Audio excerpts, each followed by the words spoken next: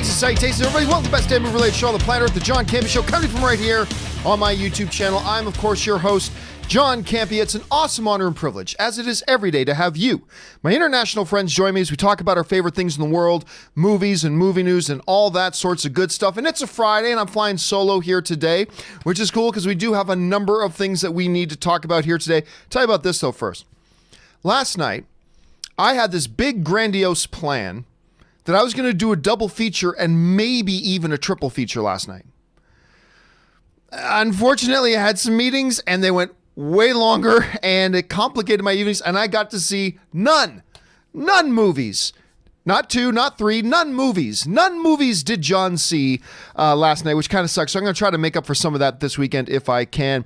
Hey, listen, guys, this is the John Campea Show. We're talking about our favorite things in the world. So let's not waste any time and get into our main questions today.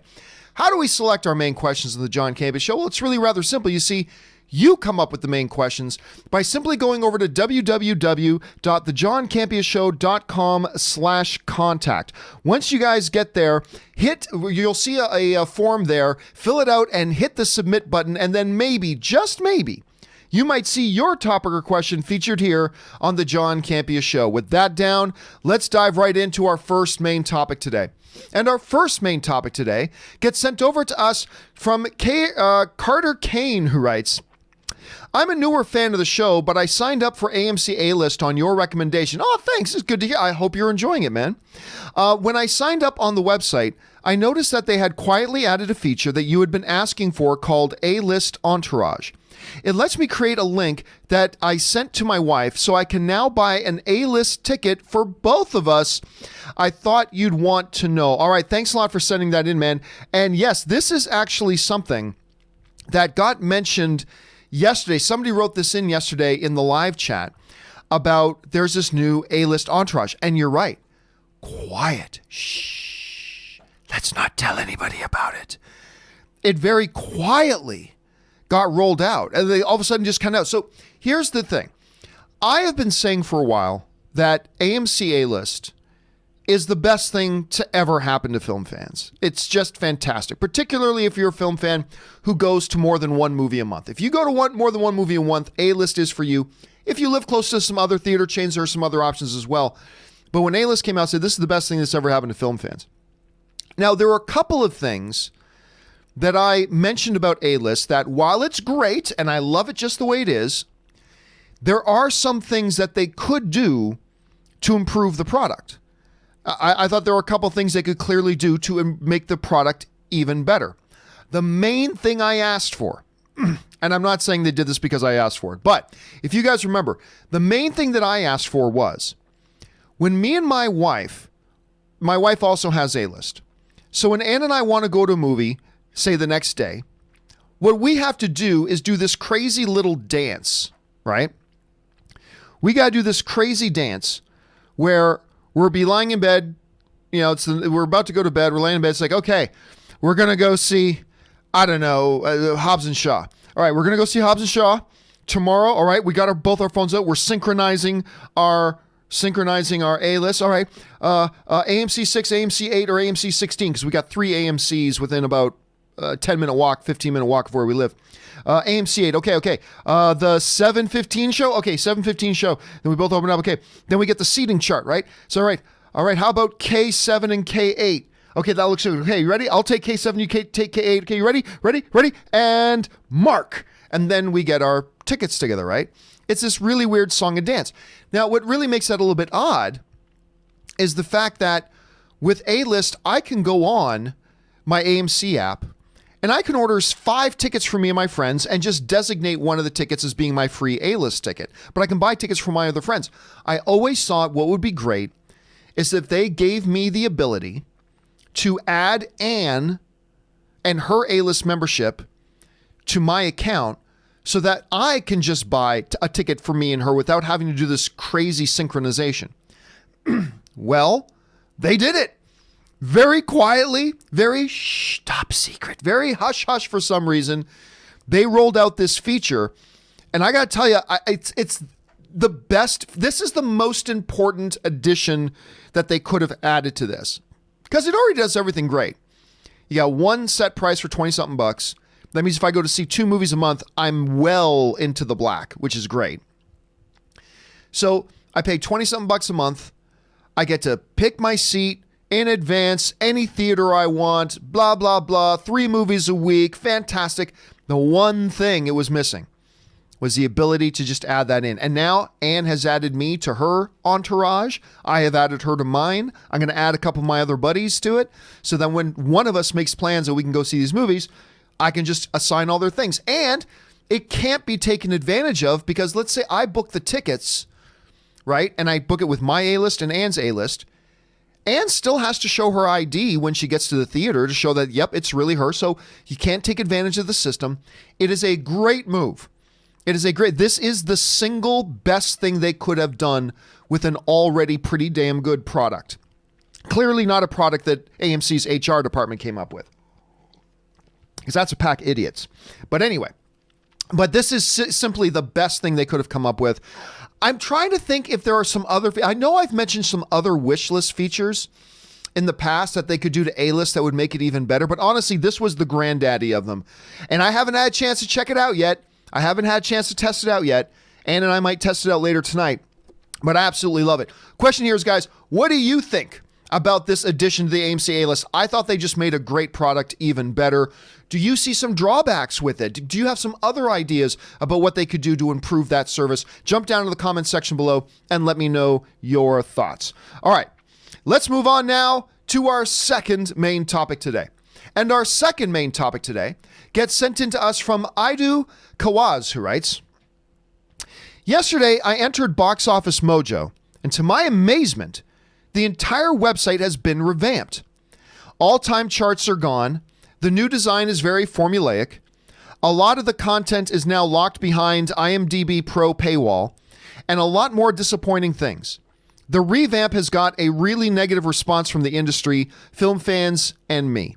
I stopped using it for now and don't know if I will return. What are your thoughts about the new redesign? All right, thanks a lot for sending that in, Ido. And yeah, I still remember just a couple of years ago, I would mention Box Office Pro, or Box Office Mojo, I should say. And nobody would know what I was talking about. It wasn't that many years ago that a lot of people still had no idea what it was. But it was a big thing, and it's caught on, and I find it to be an incredible, valuable source for information. I think it's great. Now, they did go through a revamp of the site.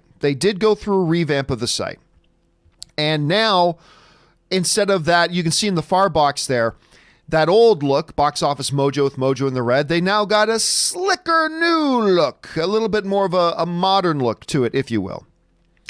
So they went ahead and did that. Okay, great. Now, before I talk about my thoughts on the new site, let me just say this about the old site. That the old version was antiquated as hell. I mean, seriously, that's some 1999 web design right there. And it was. I mean, I think that is pretty much the original web design. It is as old and outdated as hell as far as a look goes. It just was. I mean, that was the sort of websites I was designing in 2003. All right? I mean, so let's just be clear about that. I know it's what we know, and we on the internet do not like change.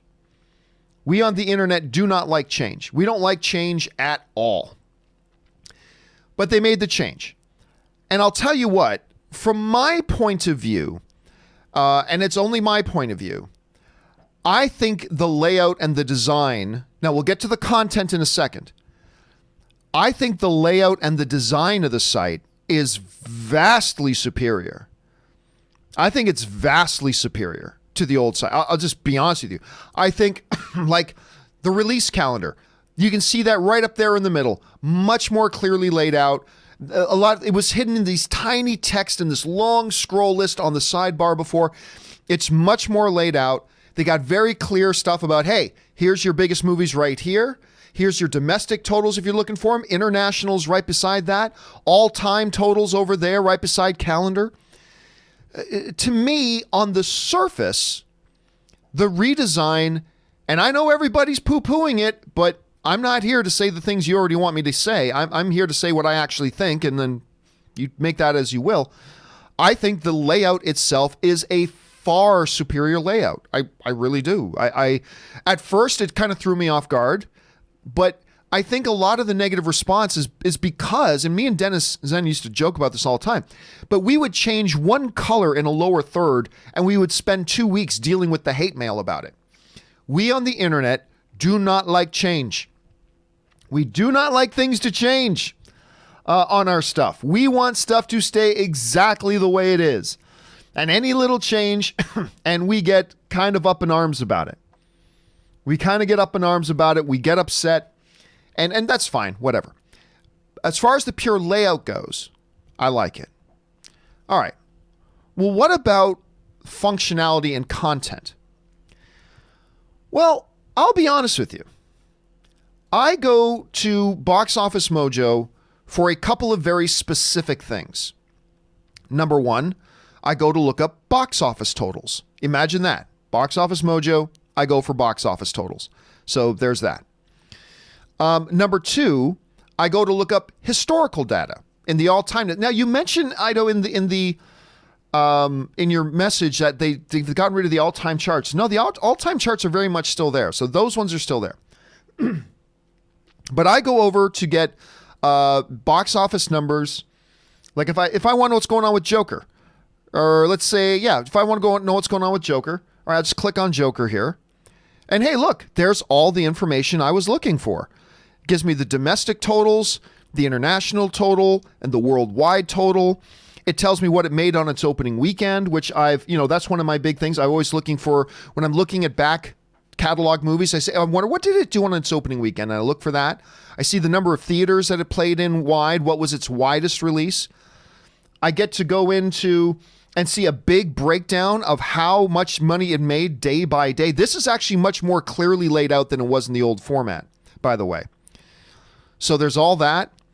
It's all the information I'm looking for from Box Office Mojo is right there. Now, if I want to go see some all-time numbers, I just go up and click on all-time. And there's a lot of different charts. There's a whole lot of different charts you can get to. So I want to top grossing by MPAA rating. So I can go in there right now. And I can see that Joker down here at the bottom. This is domestic, but it does also give me a worldwide number.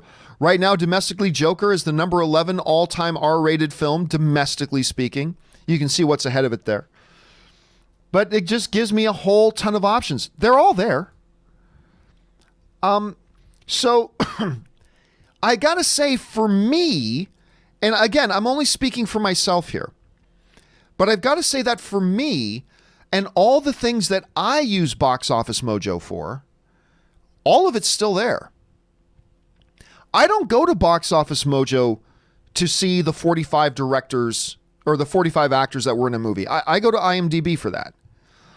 I don't go to Box Office Mojo to find out what other movies did this director direct. I go to IMDb for that. So, and as far as moving some of their things behind their IMDb Pro paywall, I got no problem with that. I have no problem with a website saying, we're a service and we're a business, so that means to make money, we have to make some of our services something you have to pay for. We give you a lot of free information. I mean, seriously, the amount of information you get on Box Office Mojo is crazy good. And the fact that they do give it away for free is great. And it's well organized. It's all that kind of stuff. So I got to say, I put the site through its paces. And again, I can only speak for me and my own experience and the very specific things that I go to Box Office Mojo for. And it's a free service. And it still has all the information there that I'm looking for, only now it's laid out a little bit better. So I hear you, dude. I've heard a lot of people complaining about the new site.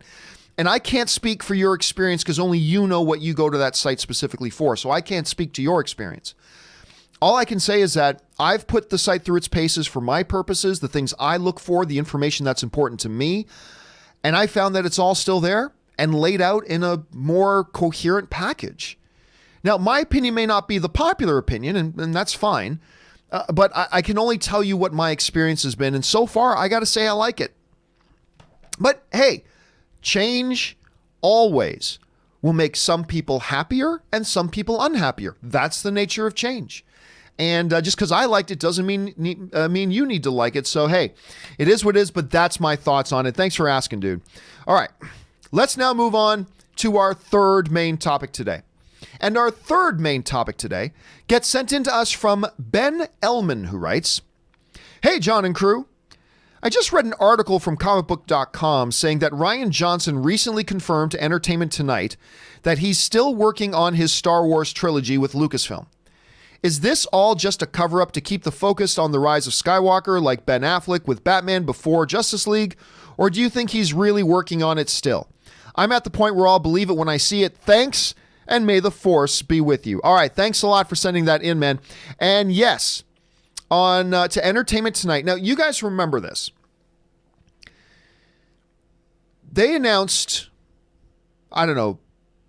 72 years ago, that Rian Johnson got his own trilogy. He's going to do his own trilogy of films, right? And then we heard nothing. And then we heard nothing. And then there was the whole divisiveness with The Last Jedi with amongst. I like the film. Not everybody does, though. It's a very divisive film. And then nothing. Then we hear all these Star Wars release dates. And then we find out that none of those release dates are his movies. They're actually the Benioff and Weiss and maybe others, but they're not his movies. So that kind of put us in a situation, well, they've announced he's doing a trilogy, but it's not going to come out for 7 years? That made no sense. And I started to hear whispers, and I started to just feel with my own fan speculation, I don't think this Rian Johnson thing is happening. And I was very clear about that. That number one, I'm not saying it's not happening because I don't have insider information telling me one way or the other, but I am telling you that I don't believe he's going to do it. And I don't think it makes sense for him. I don't see any reason why Rian Johnson would want to do another Star Wars movie, considering what he's gone through here. And from a Disney point of view, I don't see why, from a Disney business point of view, why they would want to make him do it. That's just my thought.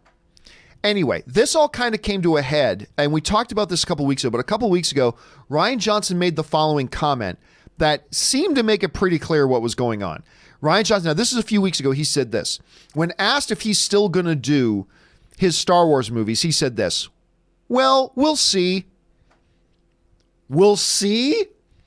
Not yes. Not, yeah, I'm working on it. Are you still doing your Star Wars movies? And he said, we'll see. We'll see. That does not sound like he's doing more Star Wars movies. Anyway, I'm still talking to Lucasfilm, and they're figuring out what they're going to do, and we'll see what happens. But I'd be thrilled if it happens. If.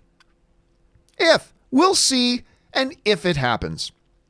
But I'd be thrilled if it happens. And I'm working on my own stuff too. That's what he said. Now, it's important to point out what he did not say in this statement is a definitive, I'm not doing the Star Wars movies anymore. He didn't say that. But you'd be forgiven if you took that as a little bit of an implied message of what he's saying. Hey, are you still, like, if you were to ask me, John, are you going to watch the Oscars this year? Because you guys know I love the Oscars, right? Are you going to watch the Oscars this year? I'm not going to say, we'll see.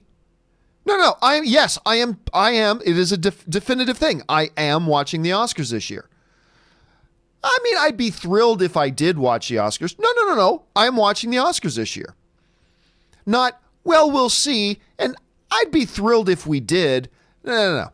So what they're saying in the message, now what Rian Johnson has come out and said is, I believe, absolute damage control. And remember, I'm a Rian Johnson fan. I am a Rian Johnson fan. Remember this, okay? But I don't believe what he just said for a second, because he just came out and said the following. Did I say if? Oh, God. No, I have no update at all, but I'm still working with Lucasfilm on it, and they're figuring out when they do what and everything. So now he's backtracking and saying, oh, wait, did I say if? Oh, wait, did I say if? Well, you did more than just say if. You did more than just say if. It wasn't like it was an accidental if. Like, I know we're just getting into semantics here, but look at the full statement that he said before. We'll see. I'm still talking to Lucasfilm. They're figuring out what they're going to do, what they're doing, and we'll see what happens. But I'd be thrilled if it happens, and I'm working on my own. It wasn't just the if, it's the whole sentence. Now, look, I've said this before. I will say it again. I believe what we are looking at here is absolutely a Ben Affleck leaving Batman situation. I believe that, you remember, we knew years before they confirmed it that Ben Affleck was out. Okay? We knew that years in advance. But Warner Brothers kept playing the PR game, and so did Ben Affleck. Ben Affleck played along. Ben Affleck got to Comic-Con and said, "Oh, those reports that I'm not Batman, I'm still Batman. It's awesome to be Batman. Woo, I get to be Batman." But it was all a lie. And I understood the lie because he's being professional. He's making sure to keep attention on Justice League. He was doing the right thing. I don't hold that against Ben Affleck, and I don't even hold it against Warner Brothers because that was the right move. Deny it because they still had Justice League coming out. They don't want to make that the story. And I'm fine with that. But it was all big lies because they're trying to keep the attention on a certain thing. I personally believe, and again, let me fully disclose it. This is just me and my own fan speculation, okay? Just be clear about that. I believe that is the exact same situation here. I believe Rian Johnson is not going to direct a new Star Wars movie. I think his own words have kind of revealed that. I think it makes no sense for him as an individual to come back and do another Star Wars movie. And I don't think it makes any sense for Disney for him. Now, I wouldn't mind seeing another Star Wars movie from Rian Johnson. I like what he did with The Last Jedi. I had some issues with it, but I like what he did with The Last Jedi. However, that doesn't take away, it doesn't matter what I liked. It was a very divisive film. And it caused a lot of controversy with a lot of people, right or wrong, and fairly or unfairly. But it did. And so I just don't see there being any point to that. So yeah, I am 100% in the camp right now that this is a situation where they're just playing PR cover right now. I really do. I think him coming out and making that new statement he just did at Entertainment Tonight, he's like, "Oh, wait, did I say if? Silly me." No. And notice he also didn't come out and say, "No, look, let me tell you and your readers right now." Let's look at his statement again. His statement wasn't, wait a minute. Oh, I said if. He didn't come out and then say, "Let me tell you and your Entertainment Tonight viewers definitively, I am doing new Star Wars movies." Let's be clear about that. I am doing new Star Wars. Nah. He did a little bit of cover, didn't lie too much. So look, is there a possibility here that Rian Johnson could still actually be doing a Star Wars trilogy? Absolutely, there's that possibility. And I'd totally be open to it. I just don't think it's true, and I think this is just damage control at this point, and I think they're going to try to keep everything as close to the vest until well after Star Wars The Rise of Skywalker comes out. And sometime within 6 months after The Rise of Skywalker has been in and out of theaters, then they'll come you already know what the press release is going to be. Oh, Rian Johnson now has some scheduling conflicts. And now he can't do, now he can't do our Star Wars movies because of scheduling. You know that's what's coming, right? And I don't blame them. I'm not blaming them at all for it. But you know that's what's coming. So anyway, that's my thoughts on that. Guys, what do you think about these statements and stuff like that? Do you think, no, you know what? I legitimately think he is still going to do these movies even if they're 7 or 8 years from now? Or do you think more like me? You know what? I know, I just don't feel it. I think that everything's pointing towards the fact that he's not doing it anymore. What do you guys think? Jump down to the comment section below and let me know your thoughts. All right. With that down, let's now move on to the fourth and final main topic today. And our fourth and final main topic today gets sent in to us from R2PO, who writes, I remember a few months ago, you broke down what you thought the chances of characters' deaths were in the Game of Thrones Endgame, and Endgame, I should say. Well, I was hoping you could do that for The Rise of Skywalker. When it comes to Rey, Poe, Finn, Palpatine, Kylo, Chewie, 3PO, Leia, Lando, and anyone else I may have forgotten, may you please let us know what the chances are you think these characters might die in the final chapter of the Skywalker saga. Thanks, and keep doing what you are doing. All right, thanks a lot for sending that in, dude. And yeah, so what we did do for when Game of Thrones, the finale was coming out, and when Endgame, we did a Deadpool. We put up a chart, and we said, these are the chances that we think these characters are going to die. And it was fun. It was a lot of fun. I was right about some, not right about others, but that's the nature of this thing, right? So yes, we're heading into Star Wars Episode 9. You know, not everybody is coming out of it, right? We all know that. Not everybody is going to make it out alive. But who will be the unlucky ones to not survive the falling axe of J.J. Abrams? Well, I've broken down to 10 characters and the odds that I think they may die. These are the odds I believe that certain characters will die in Star Wars Episode 9. Tell me what you guys think about it. And by the way, before I bring up this chart, let's just acknowledge nobody's going to agree with all my picks. That's just the nature of it. So, but let me know what you think about this. Let's go over to it right now. The number one person most likely to die, holding an 89% chance of dying in this movie, is, of course, Sheev Palpatine. I think being the big bad guy of this particular movie, I think that kind of sets it up definitively. He will die in this. I don't think... Now, of course, it's not a 100% lock. There's many other little story trips they could do to say that he's still alive. Maybe he's imprisoned in a, kyber crystal. I don't know. But I set him easily the highest and most likely to die in Star Wars Episode 9 is Palpatine. All right. Let's now move on to Lando. I believe some of you might be surprised that I set this as high as 65%. But Lando is my third most likely to die here. And I got him as high as 65%. And the reason I've got it that high is because I believe they're going to give Lando the big honor send-off. I think they're going to give Lando a big honor bound, wrapped up in all types of glory and honor. I think they're going to give him a big going out in a blaze of glory kind of thing. I think, no insider information, this is just me speculating, I think that shot we see of him in the Falcon, I think that's the last thing he ever does.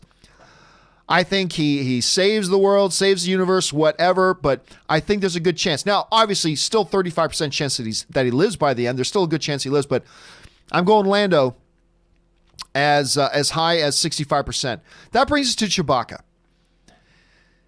Now, I don't believe that going out in a blaze of glory in the Falcon is the only way Lando can go out. So that's why his percentages are higher than Chewbacca's. But I do have Chewbacca as high as 40%. Wookiee's been around a while. He's saved the day many times.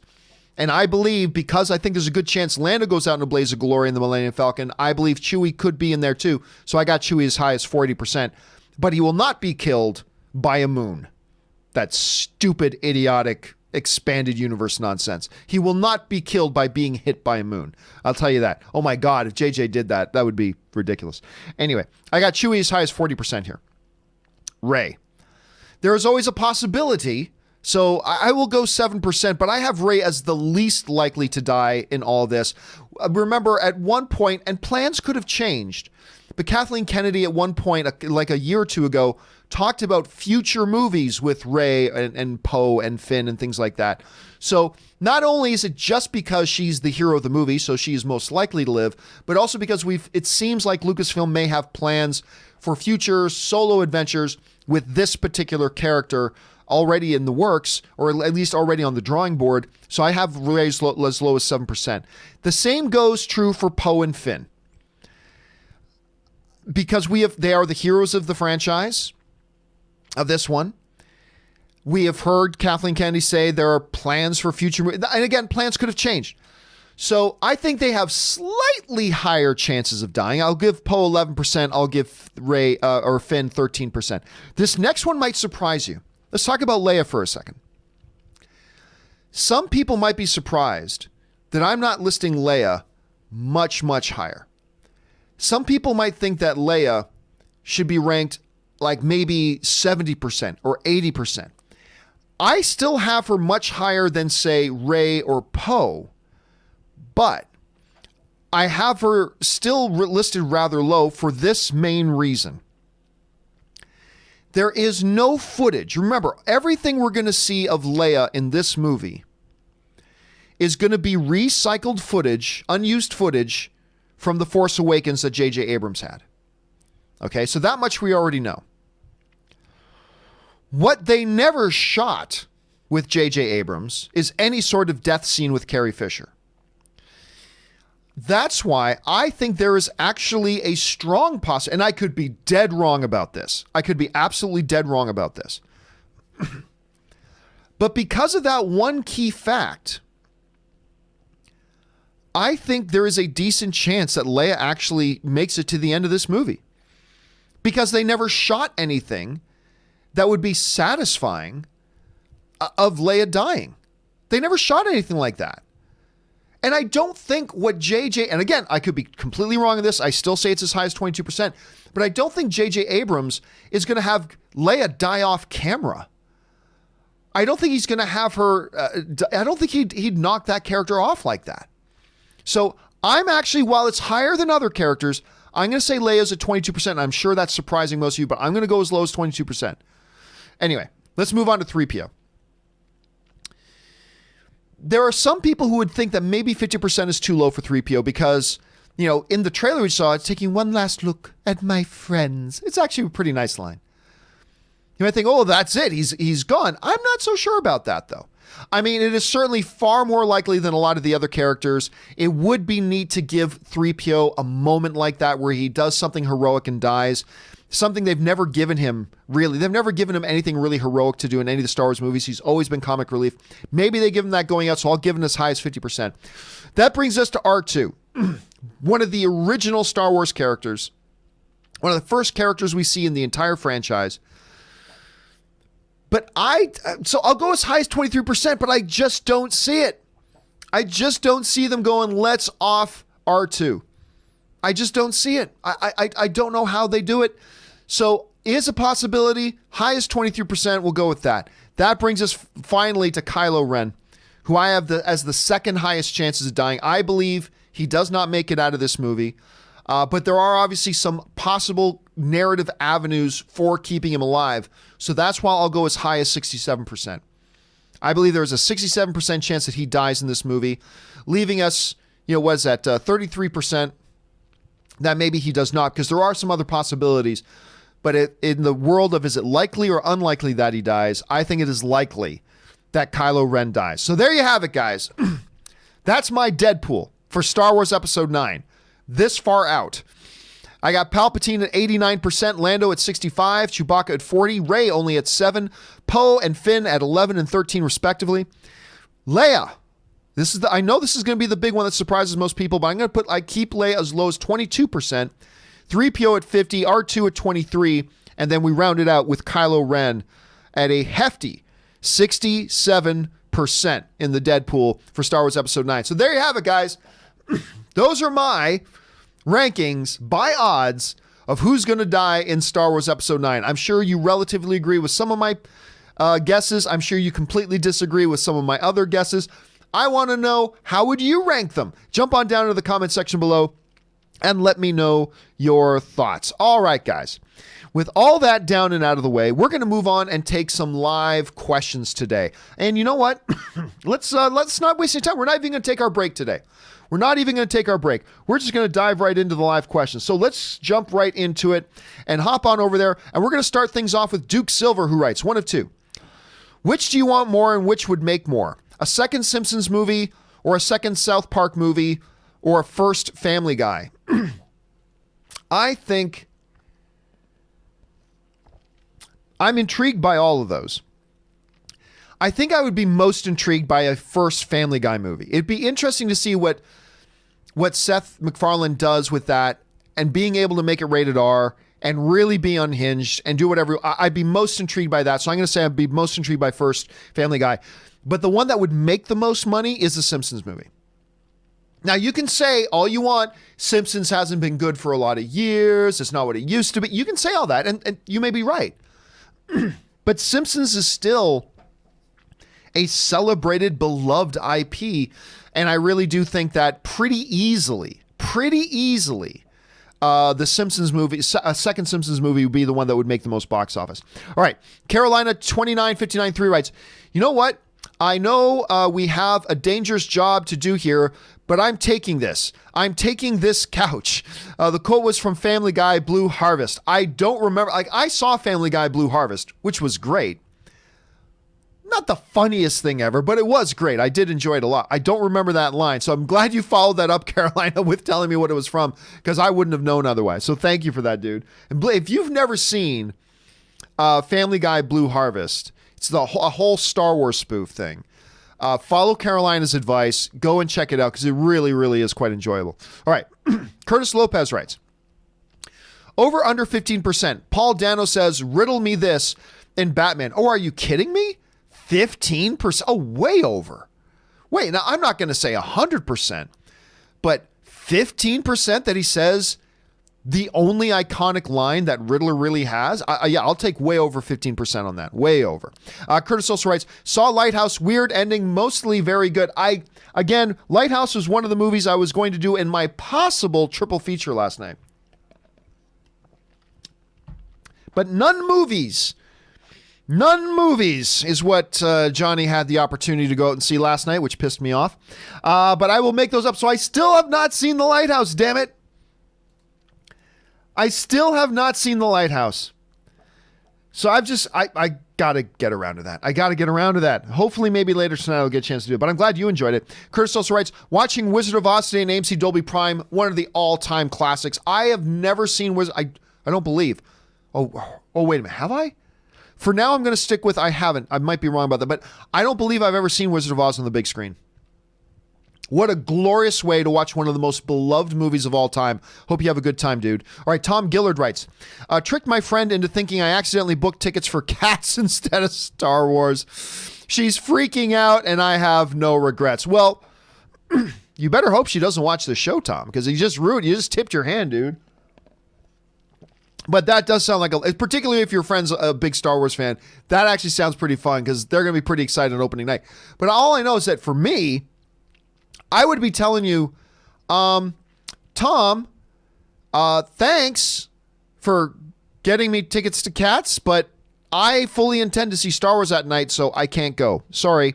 And you got to be careful because she might just go out and get her own tickets for damn Star Wars. So just keep your eye on that. It might backfire on you, buddy. Although that does sound funny. Faye Haberfeld writes, what do you think of The Lighthouse / Jojo Rabbit / Parasite? I really like The Lighthouse and Parasite. Jojo Rabbit was again, that was my triple feature last night. That was supposed to be my triple feature last night. I was all set. Everything ready to go. And work stuff got in the way. As often happens. But, so instead of seeing all three of those glorious movies, none movies is what movies John saw last night. So I'm going to try to remedy all of those this weekend. Between tonight, Saturday, and Sunday, I'm going to try to remedy all of those. All right. Christopher Benson writes, top 10 movies in no particular order. Batman 89, very nice. The Fly, I'm going to assume you mean the Jeff Goldblum one. Passenger 57, really? I've not seen that one on any of these lists so far. Aliens, Wayne's World, The Picture of Dorian Gray, Clerks, Deep Cover, I Come in Peace, okay, and Philadelphia. First of all, how amazing is it that we have somebody giving a top 10 list, and right side by side is the Rutger Hauer I Come in Peace right beside Philadelphia, the Academy Award winning film Philadelphia. This speaks to the glory and diversity of movies. It really does. It really does. We got The Picture of Dorian Gray and Wayne's World. It really does. Dude, that is an eclectic mix of films, and that's awesome. I mean, obviously, none of these are in my particular top 10, but that's awesome that your list is so diverse like that. Well done, sir. Well done. All right. Spencer Smothers writes, Lucifer news coming on Monday. Possible release date? It's possible. It's possible. I could always just ask Aaron, which I still geek out about that. For those of you who don't know, Aaron, she is going to be in Lucifer. For the final season. Now, granted, I believe it's just one episode she's going to be in, but she's going to be in an episode of Lucifer for the final season. How cool is that? I'm so jealous. All right. Faye Haberfeld writes, what do you think of My American Werewolf and London Puppy? Oh, God, that thing was so cool. That was so cool. Dream come true. Also bought a life-size replica of Chucky from Child's Play. Super cute. I'm not a huge Chucky or Child's Play fan. So there's that. But for those of you who don't know, my all-time favorite movie, my all-time favorite horror movie is American Werewolf in London. And Haberfeld emailed me a picture of this collectible they got of the werewolf puppy. It looks awesome. It really, really does. It looks incredible. Thanks for sending me that, by the way. Absolute Roman writes, have you seen the new Box Office Mojo website? It's awful. Some features behind a paywall, and they get rid of some stuff completely. #tears. Again, look, all of us go to certain sites for our own purposes, right? I have my set of purposes that I have when I go to Box Office Mojo. And the site still fulfills all of them. I mean, everything is great. The only difference is I think the layout is much better. But the primary reasons that I would go to Box Office Mojo, the information that I go to Box Office Mojo for, all of it's still there. It's a cleaner design. It's no longer that 2003 design. And for me, it works. Now, again, you may have a totally different set of requirements that you try to get out of Box Office Mojo, and maybe now the redesign has affected it, but I'm personally a fan of it. But then again, because it meets my needs for what I go to the site for. Won't do that for everybody.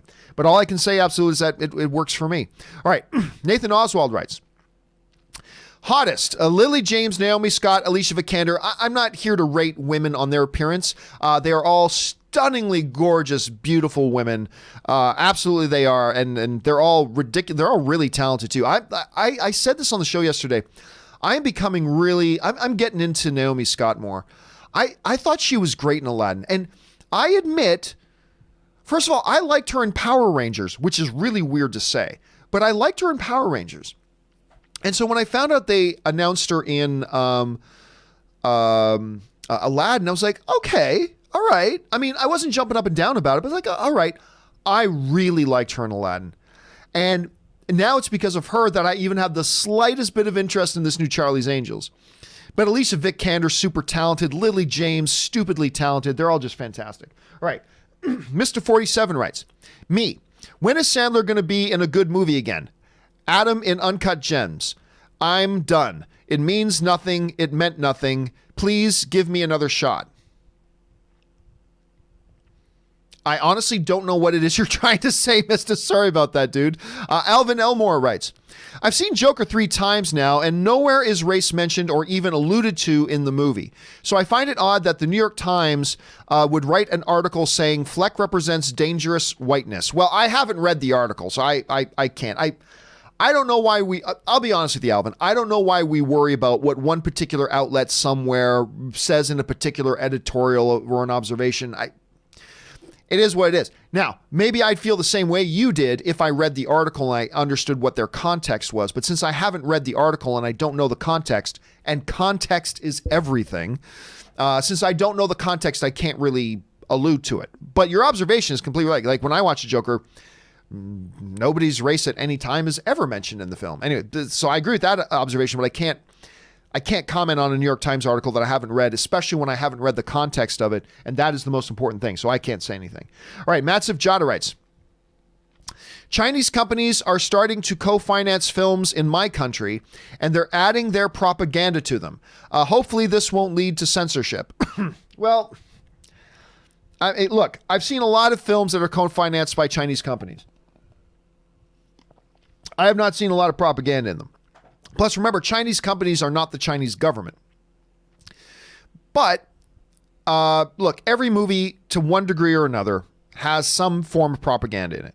Every movie does, because every movie is told from somebody's point of view. So, I mean, I don't know. I remember everybody got all worried when a Chinese company called Wanda bought a majority share in AMC theaters, and everybody was all afraid what was going to happen to AMC theaters. Nothing happened. I mean, it just went on the same. So I'm not terribly worried about it. What I do get worried about,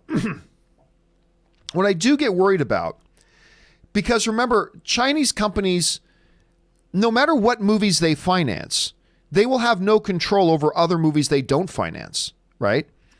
So if a Chinese company wants to produce and put out, I don't know, Babadoo, I don't know where I came up with that word. Babadoo. Let's say a Chinese company wants to make a movie called Babadoo. Okay, great. Well, whatever they want to do in that movie, they do to that movie, but it's not going to affect what Paramount does in Terminator. Unless Terminator is also co-Chinese, but you know what I'm saying. So I'm not worried about it too much. I honestly don't give it a lot of thought, because if once it does start rearing its head, I think people get pretty upset about it. Willow Yang writes, we joke about New Mutants, but I quite like the trailer. I like the trailer to New Mutants too. I did. It was very different take on X-Men. Too bad we'll probably never get to see the movie. I think we will. I think we will get to see the movie.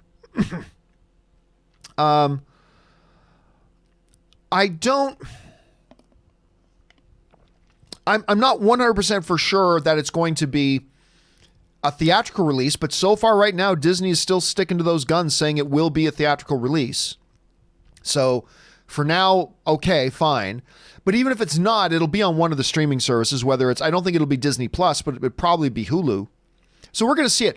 But no, I look, despite all the nonsense and all the drama and all the chaos behind the scenes with New Mutants, as far as just the trailer goes, Willow, I completely agree. I liked the trailer. Not only was it really a different take on X-Men, it was a very different type of trailer for a comic book movie at all. You know, say what you will about Fox. They were doing some real boundary pushing with their movies. They made movies with those X-Men universe characters that Disney never would have made. They made Logan. Disney never would have made Logan. Never would have happened. And Logan, I believe, is one of the top 3, maybe top 2 greatest comic book movies ever made. One of my all-around favorite movies of the last 10 years. Disney never would have made that movie. Then they pushed the envelope again with like this harsh R-rated, ridiculous Deadpool franchise. Disney never would have made those movies. Never would have made them. They did something really different that we hadn't really done in comic book movies before with Logan, and then they did it again with Deadpool.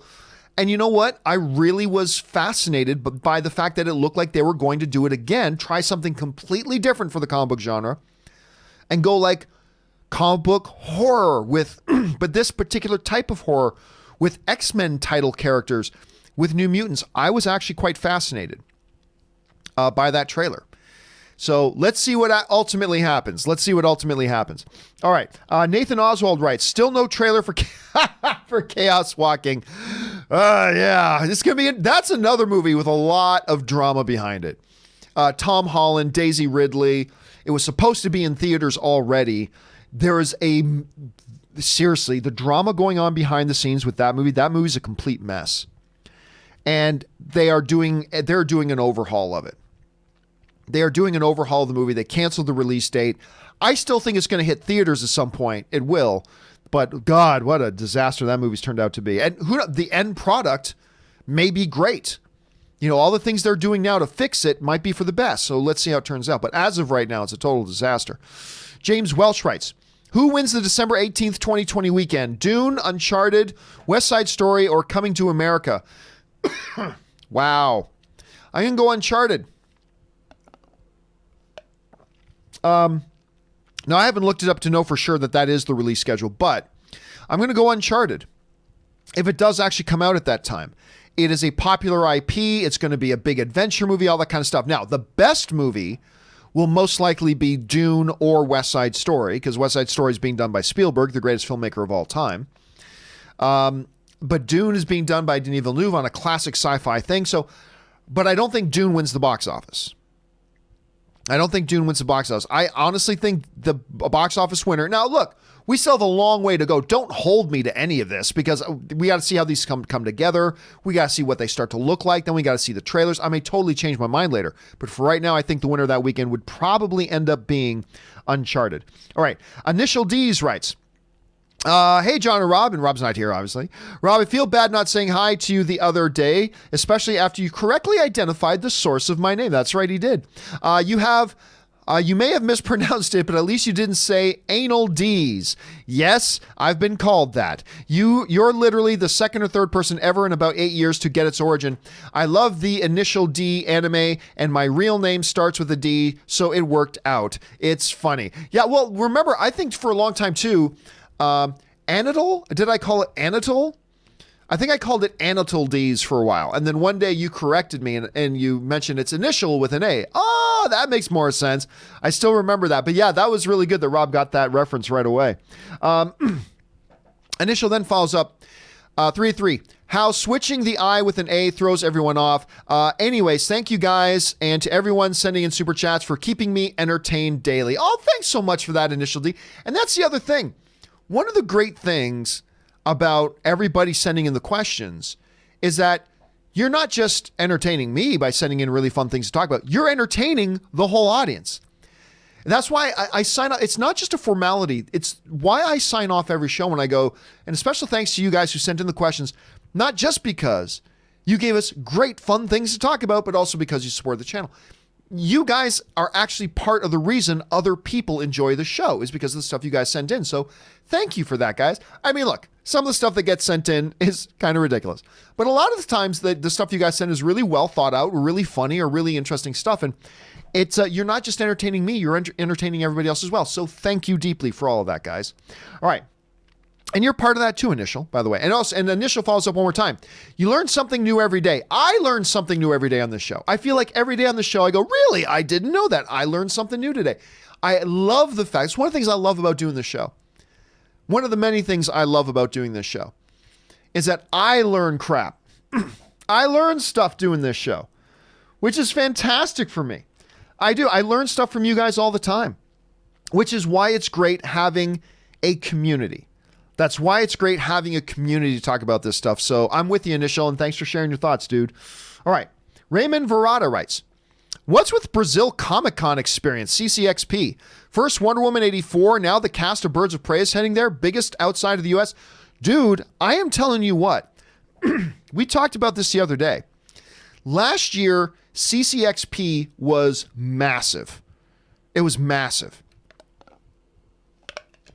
And I started to say last year, holy crap, I may need to go to this thing one of these days because it looks like a hell of a lot of fun.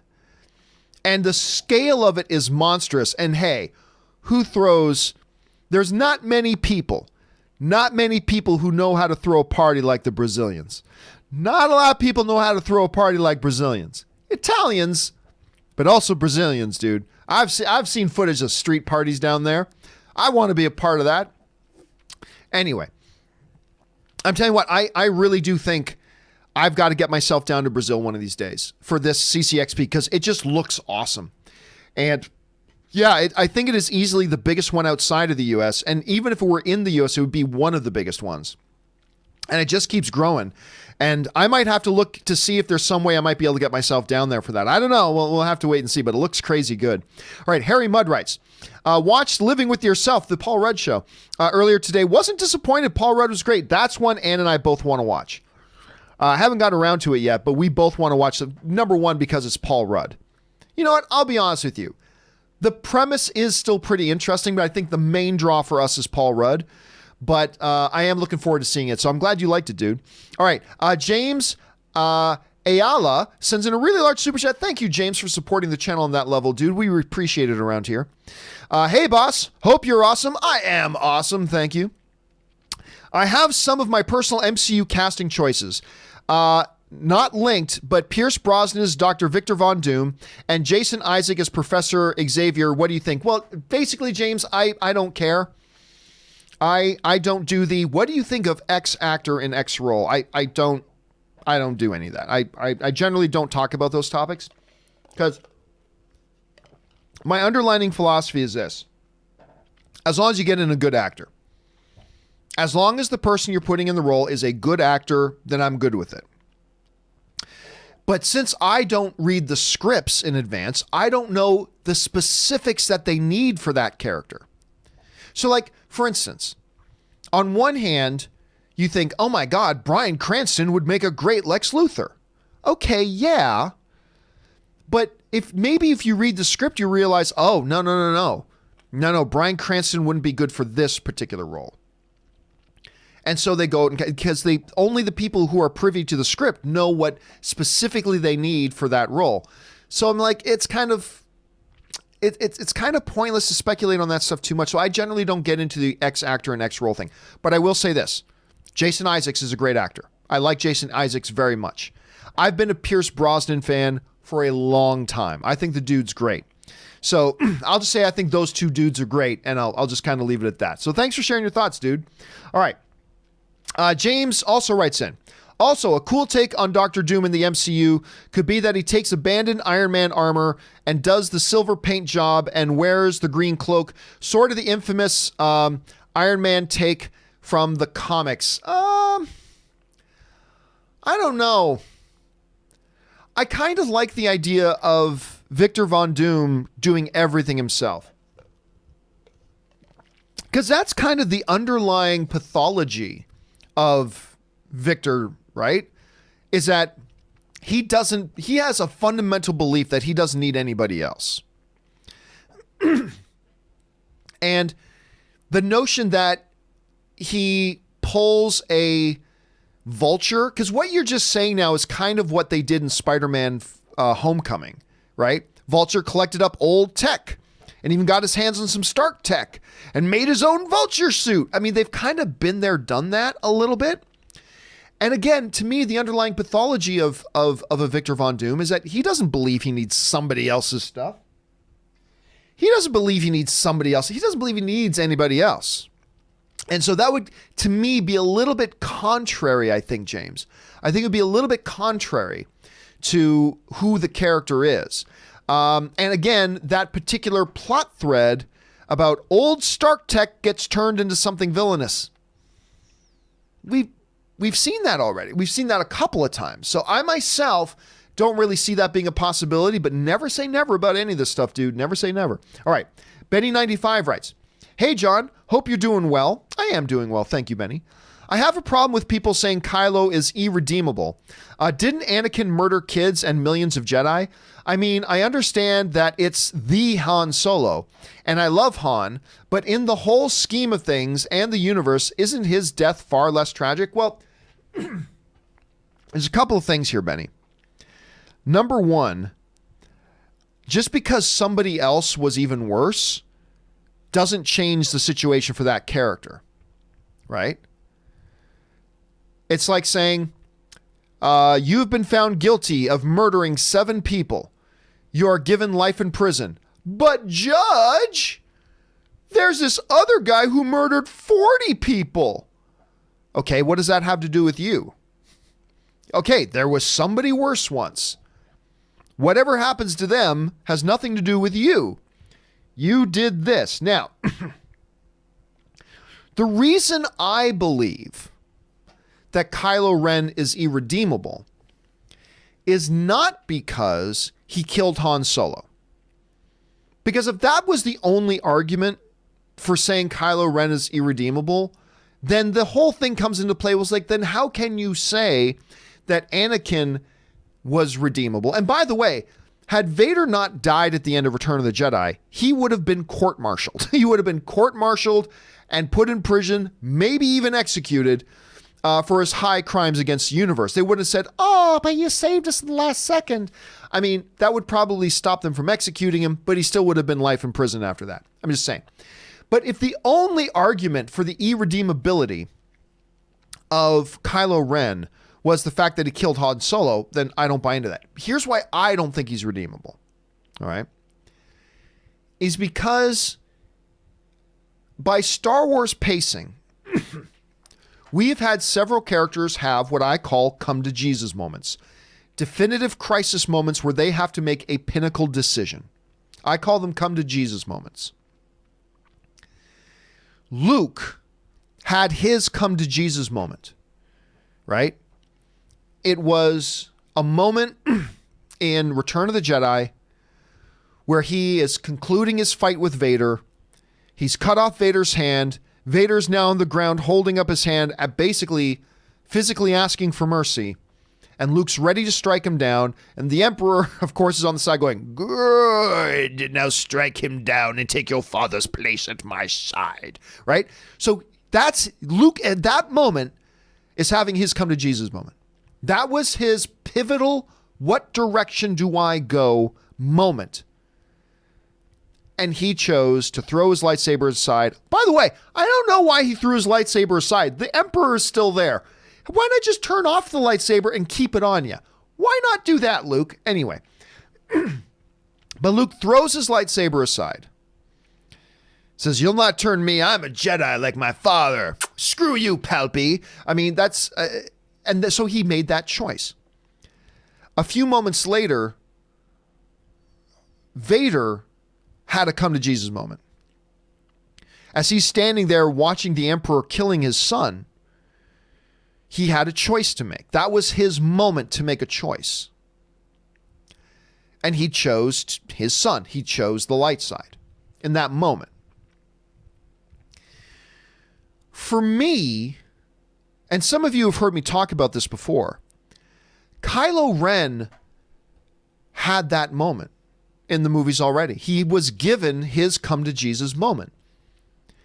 And it involved Han Solo, but it's not because he killed Han Solo. It's because he faced his come to Jesus moment. He faced his fork in the road moment. He faced his decision time moment. Do I embrace my father? Do I kill my father and go down the dark?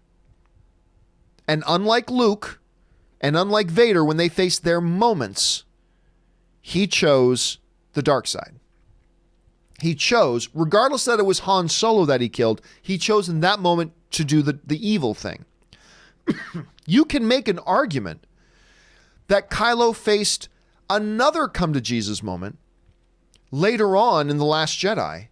When he's in the walker, he knows his mother's in the cave. Now, he almost had that moment earlier when he was in his ship and he knew his mother was on the ship and he was struggling about whether to hit the trigger or not, and then somebody else hit the trigger. So he never got to make that choice. But then he faced that choice again later on.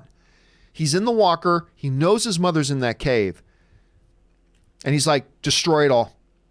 Destroy it all. He faced the moment again. He had it twice. So to me, it's not a matter that he killed Han Solo. No. To me, it's in the tradition of Star Wars where our pivotal heroes or pivotal characters face a pivotal moment where they have to make their defining choice. Luke made one, Vader made one, and Kylo made his. And that's why, to me, there's no redeeming Kylo, because he already had that opportunity. But anyway, that's just my personal interpretation of it. Make of it as you will.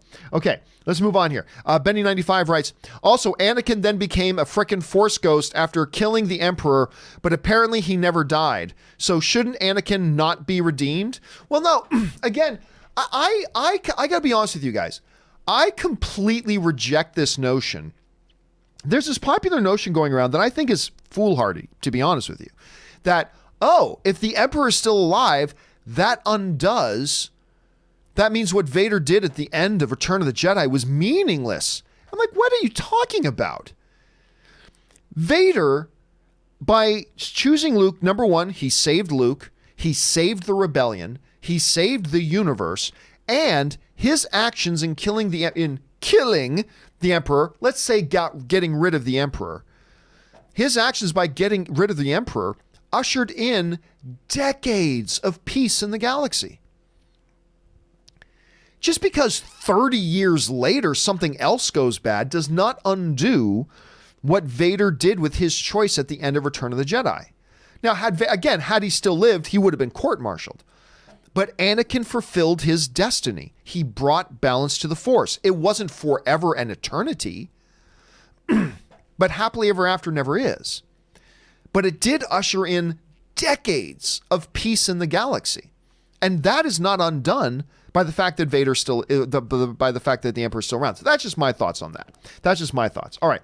Harry Mudd writes, I love Heavy Metal, the animated thing, and Heavy Metal 2000, great animated anthology movies. Man, it's been a long time since I've watched Heavy Metal. I remember seeing it as a kid. Man, it's been a long time, dude. A very, very long time. All right.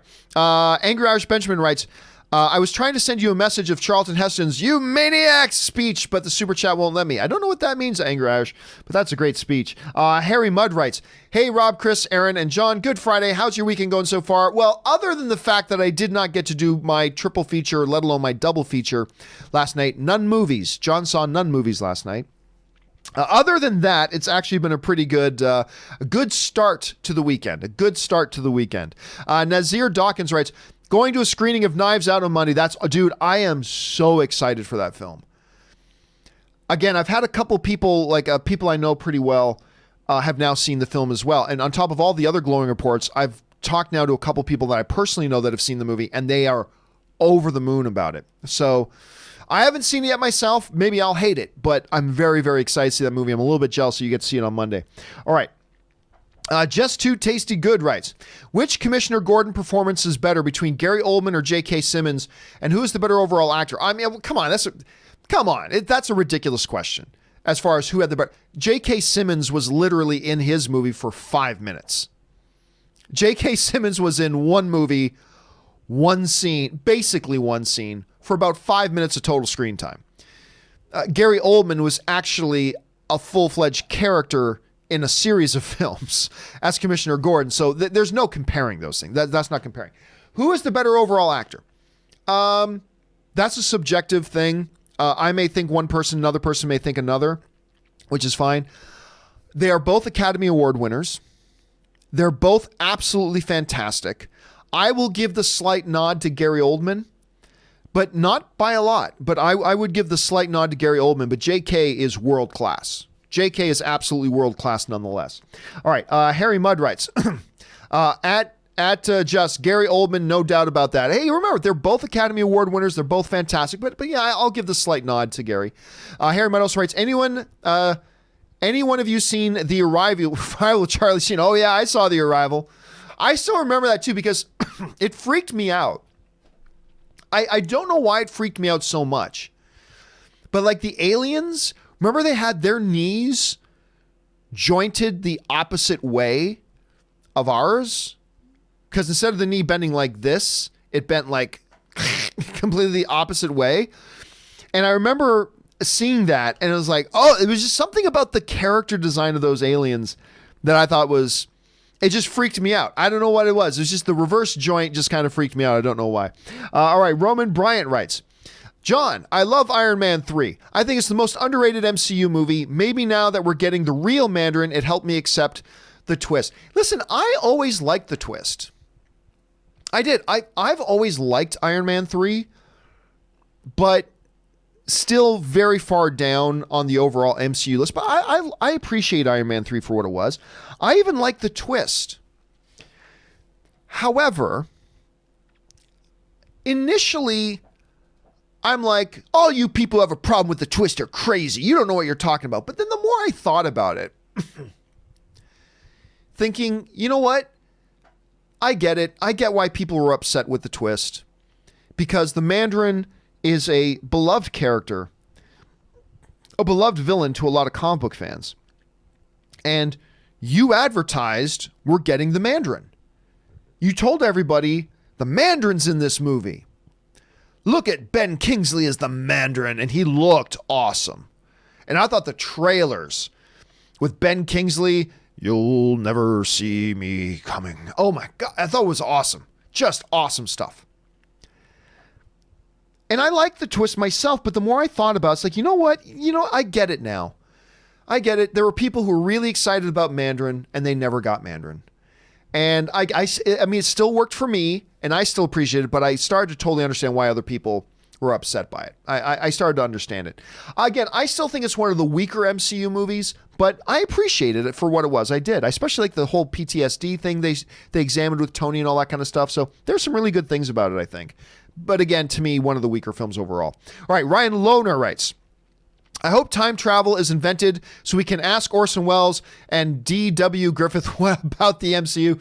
Somebody, I can't remember which one, but one of the, satire news magazines, it wasn't The Onion, but it was like The Onion, one of the satire news publications, Ran this headline the other day. A bunch of people shared with me saying, the ghost of Orson Welles comes out to say he hates Marvel movies. I thought that was really funny.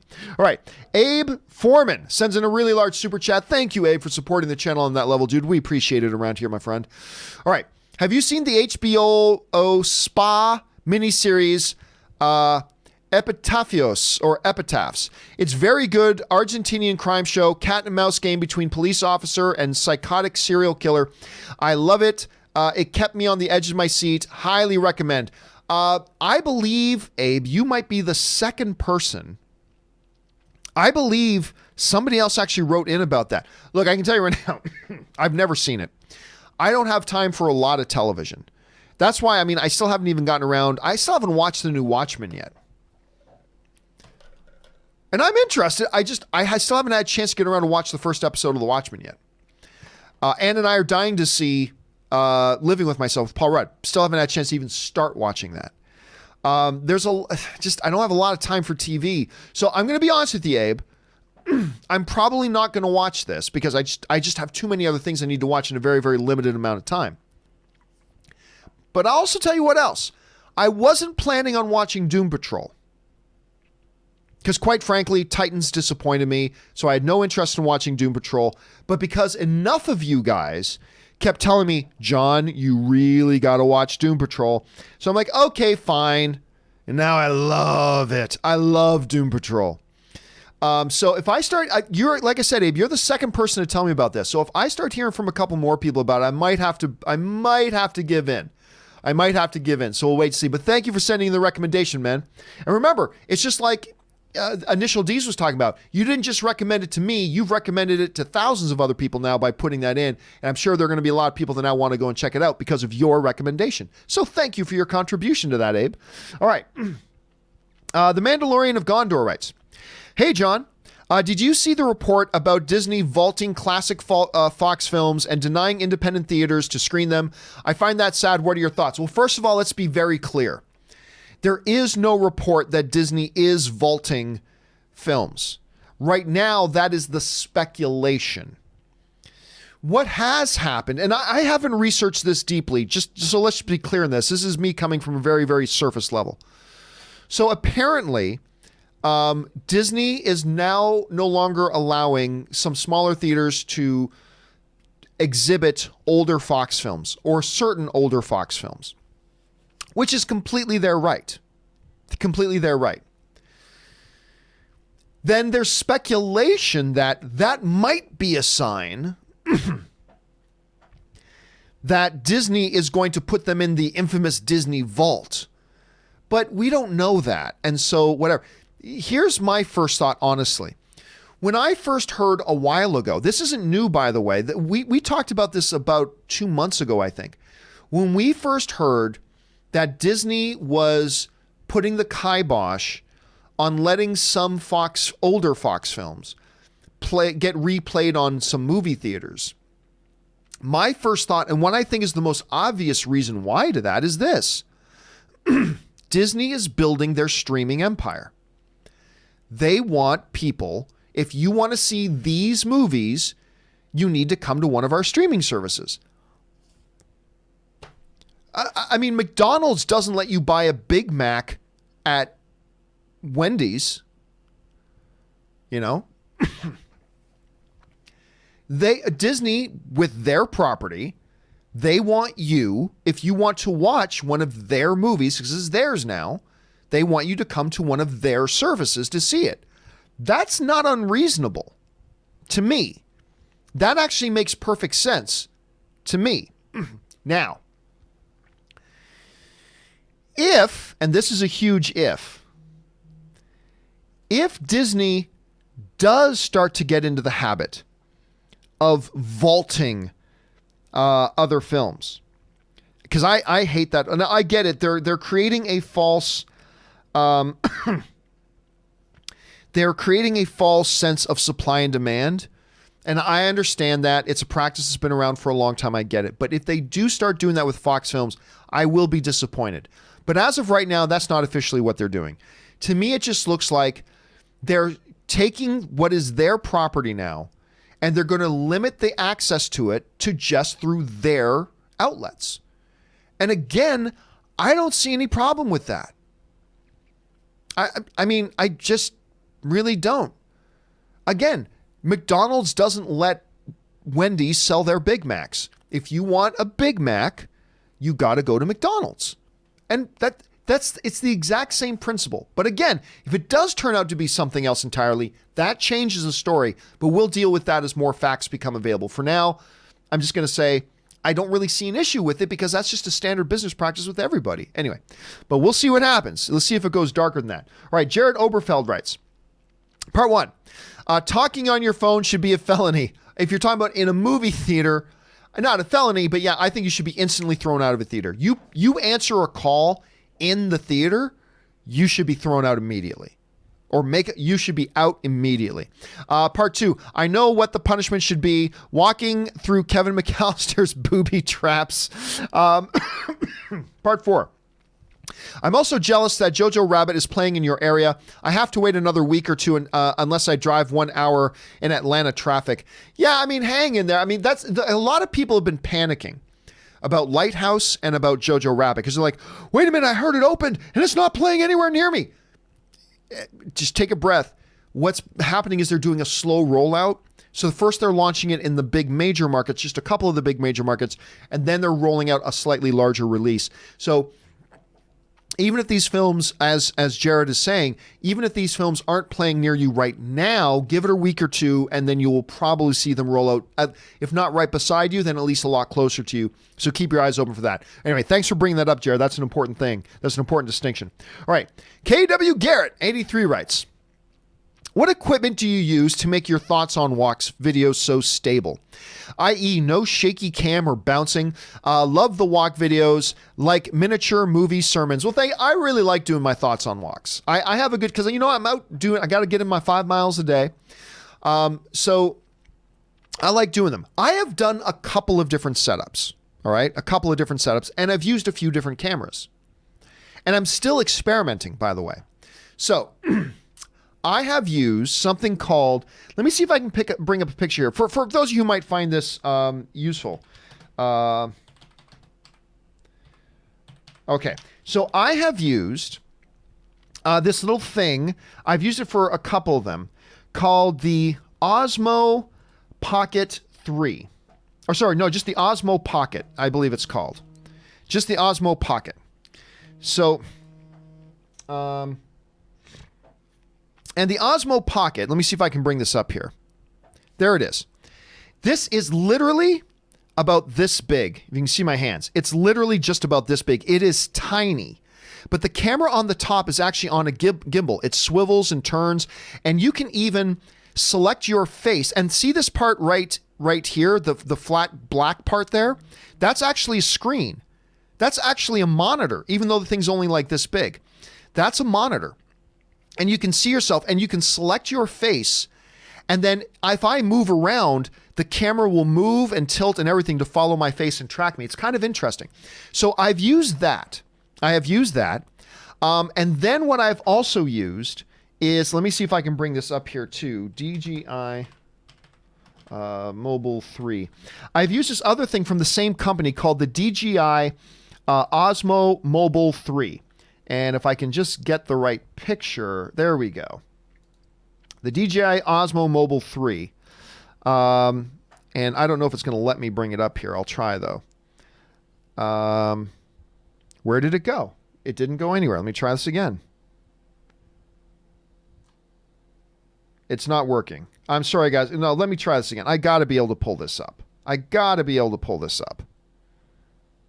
me try it one more time. Sorry, I'm totally wasting everybody's time. Sorry about that, guys. One last time. One last hurrah. I can't, for whatever reason, I can't add it now. Anyway, you know what? Let me see if I can bring it up on this monitor here. Okay, here we are. So this is the DJI Osmo Mobile 3. This is a few pictures of it. And it's the same principle, except instead of its own built-in camera, it takes your cell phone and does it. And so I've used that little piece of gear myself. There's been that one. I've also just used the one I did my one with yesterday. I used my Galaxy Note 10 Plus. It's incredible cameras. Video cameras on this are great. So I got my 10 Plus, and I just used a selfie stick. Now, the nice thing about the 10 Plus is it's got built-in video stabilization.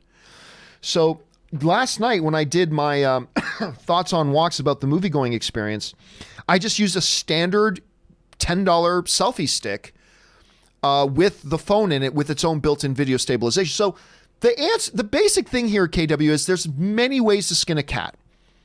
So I've done several different combinations and gotten some really good results from all of them. I'm just trying to figure out right now what's kind of the best combination, but there's a lot of different ways to do it, and hopefully that gives you some ideas if that's something you would like to try yourself. All right. Let's see. Topher Rocks writes, favorite Hans Zimmer Nolan movie score? I don't know. Look, whenever I think of Zimmer's score, I just go right to his Man of Steel score. That's it. I mean, I know you're asking about Nolan, but I don't care. If you're going to ask me Zimmer, like particularly with superhero things, his Man of Steel score is awesome. All right. Murray Reich writes, on your thoughts on walks, I disagree regarding rising ticket prices. My siblings, cousins, friends, reason why they don't go is because they can't afford the money when they have kids, especially if you have 6 or 7 kids. Okay, here's the thing though, Murray. Now, one of the things I said on my thoughts on walks yesterday was, look, I was listing, here are my 3 main problems with going to the cinema. And it's up on my YouTube channel. You can go find it. But I said, this may surprise you, but one of my top 3 major problems is not the cost. It can be expensive to go to the movies these days. It can. But what I said in the video was, I know people spend a lot more money on things not nearly as good of experiences as going to the movies. Now, you can say if you have 6 to 7 kids, that makes it really effing expensive to go to the movies. Yes, that's true. However, what I would counter that with, Murray, is if you're trying to take 6 or 7 of your kids to anything, the fact is, if you're a family of 6 or 7, it's going to be expensive. You want to take your family of 6 or 7 to a baseball game? There's 6 or 7 of you. It's going to be really expensive. You want to take your family of 6 or 7 to, I don't know, Applebee's? That's going to be really expensive because there's 6 or 7 of you. So I agree that if you've got a family of 6 or 7 and you all want to go to the movies, that can be pretty expensive. I agree with that. But the reality is, if you have a family of 6 or 7, you try to go to anything, it's going to be significantly more expensive than it is for a lot of other people. And again, I'm not saying it's not expensive at all to go to the movies. I'm not saying that. But, you know, I just remember this one time, and I brought up a beer example in my video, but I remember this one time I was out with a buddy of mine, and I think we were just at like a, a Buffalo Wild Wings or something. And I don't drink, personally. I don't drink. But, you know, my buddy had a couple of like $7 or $8 beers. And I remember we were talking, and he brought up, you know, one of the things he complained about the price of a movie ticket. I'm like, dude, you just downed $28 worth of beers in like 1 hour. 1 hour. But you're sitting here complaining to me that you'd have to pay $15 to go to a 2.5 hour movie experience?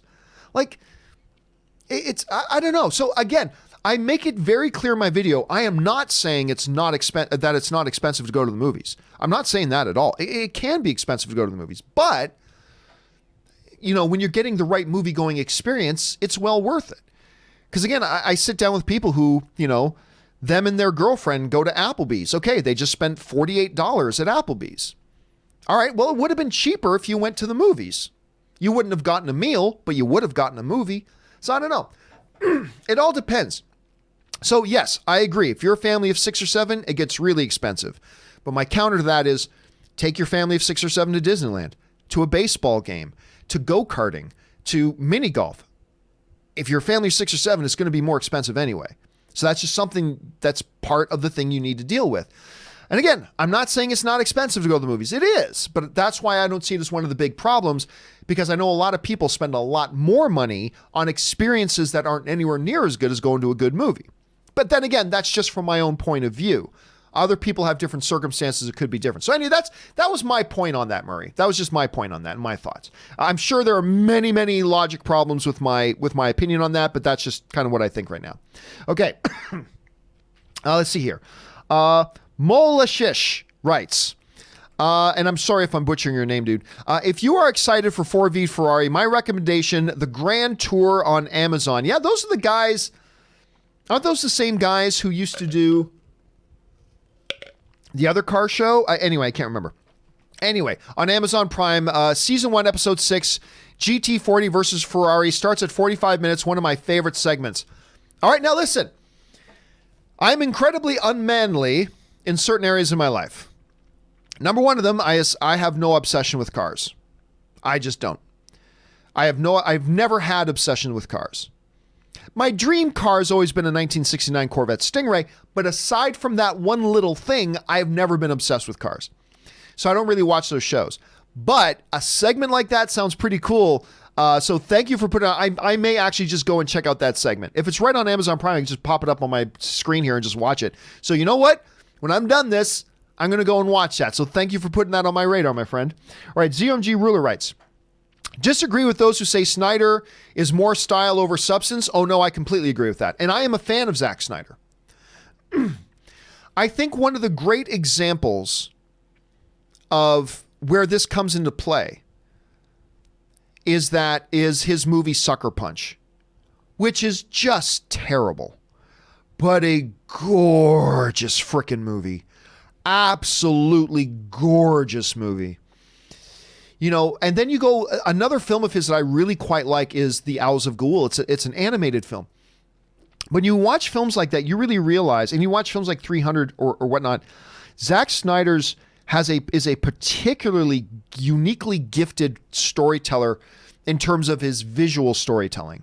Because I'll tell you what, Sucker Punch, you put that movie on mute, just turn off the audio and not hear its completely stupid story that ultimately had no meaning when you get to the end of it. But if you put Sucker Punch on mute, you'll love that movie.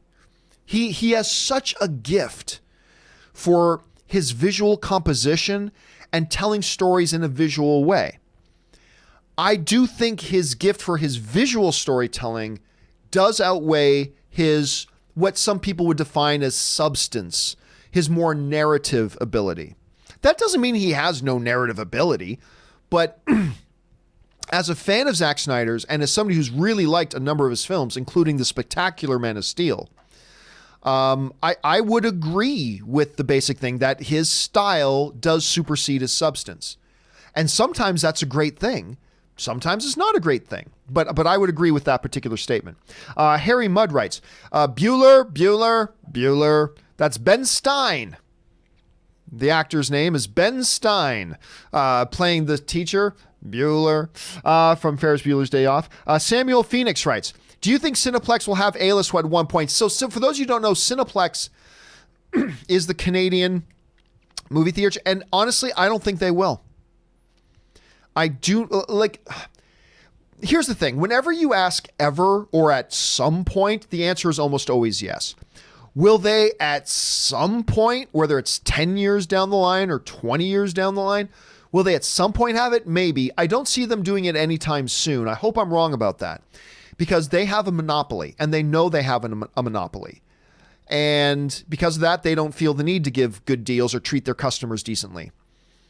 They treat their customers like cattle and like sheep. They mistreat their customers terribly. They're completely unfair to their customers. So I don't see them doing that anytime soon. I hope I'm wrong. Harry Mudd writes, if you call Rian Johnson's name 5 times, he'll pop up and show his whole compendium of movies. Beetlejuice. Candyman. Rian Johnson. I'll have to try that out later. Amelia, 1981 writes, Disney just canceled Cloak and Dagger. Why? I'm not sure that Disney canceled it. I think the network that it was on canceled it. I could be wrong about that. Hold on a second. Oh, sorry. Cloak and Dagger canceled. Hold on, let me pull this up here. Now, Freeform owned it. I guess Freeform is an ABC network, and I think ABC is owned by Disney for whatever. Yeah, the network canceled it. Here's what I would say, Amelia, and to all due respect to everybody who likes that show, I think it got canceled because it's a terrible show. I watched the first season. I watched the whole first season of Cloak and Dagger. And I thought the first couple of episodes, I thought were pretty good. I'm like, okay, I see where this is going. I'm liking this. But after you get by about episode 3, it doesn't go anywhere. The characters become uninteresting. They start doing really dumb things and making really stupid decisions. And I found it to be a chore to even get to the end of it. So, number 1, it wasn't that good of a show. Number 2, very few people were watching it. I mean, that's just the reality. There were very, very few people watching it. By the way, guys, I'm starting to cough a little bit more. With your indulgence, I'm going to use a Halls here. I know it's irritating when somebody's talking on a show and they've got a candy in their mouth. Believe me, I know it is, and I apologize, but I'm not going to be able to get through the rest of this unless I do this. So with your indulgence, I'm going to do that. All right. Let's move on here. Nosferatu writes, I was in the pool. One of the great moments from Seinfeld ever. I was in the pool. If you guys don't know that one, you should look up the scene on YouTube. It's hilarious. All right. Pat Fury writes, the only bonus clip I love to see after a movie are post-credit scenes or Jackie Chan style bloopers with failed stunts and funny off-script scenes. Yeah, I like them all. I remember back in the day, it started to become a thing. I think Smokey and the Bandit did it. It was either Smokey and the Bandit or Cannonball Run. I'm trying to remember which one. But it was either Smokey and the Bandit or Cannonball Run that had, during credits, they played a bunch of bloopers. And I think that was kind of the thing that kicked it off. I think. I could be wrong about that.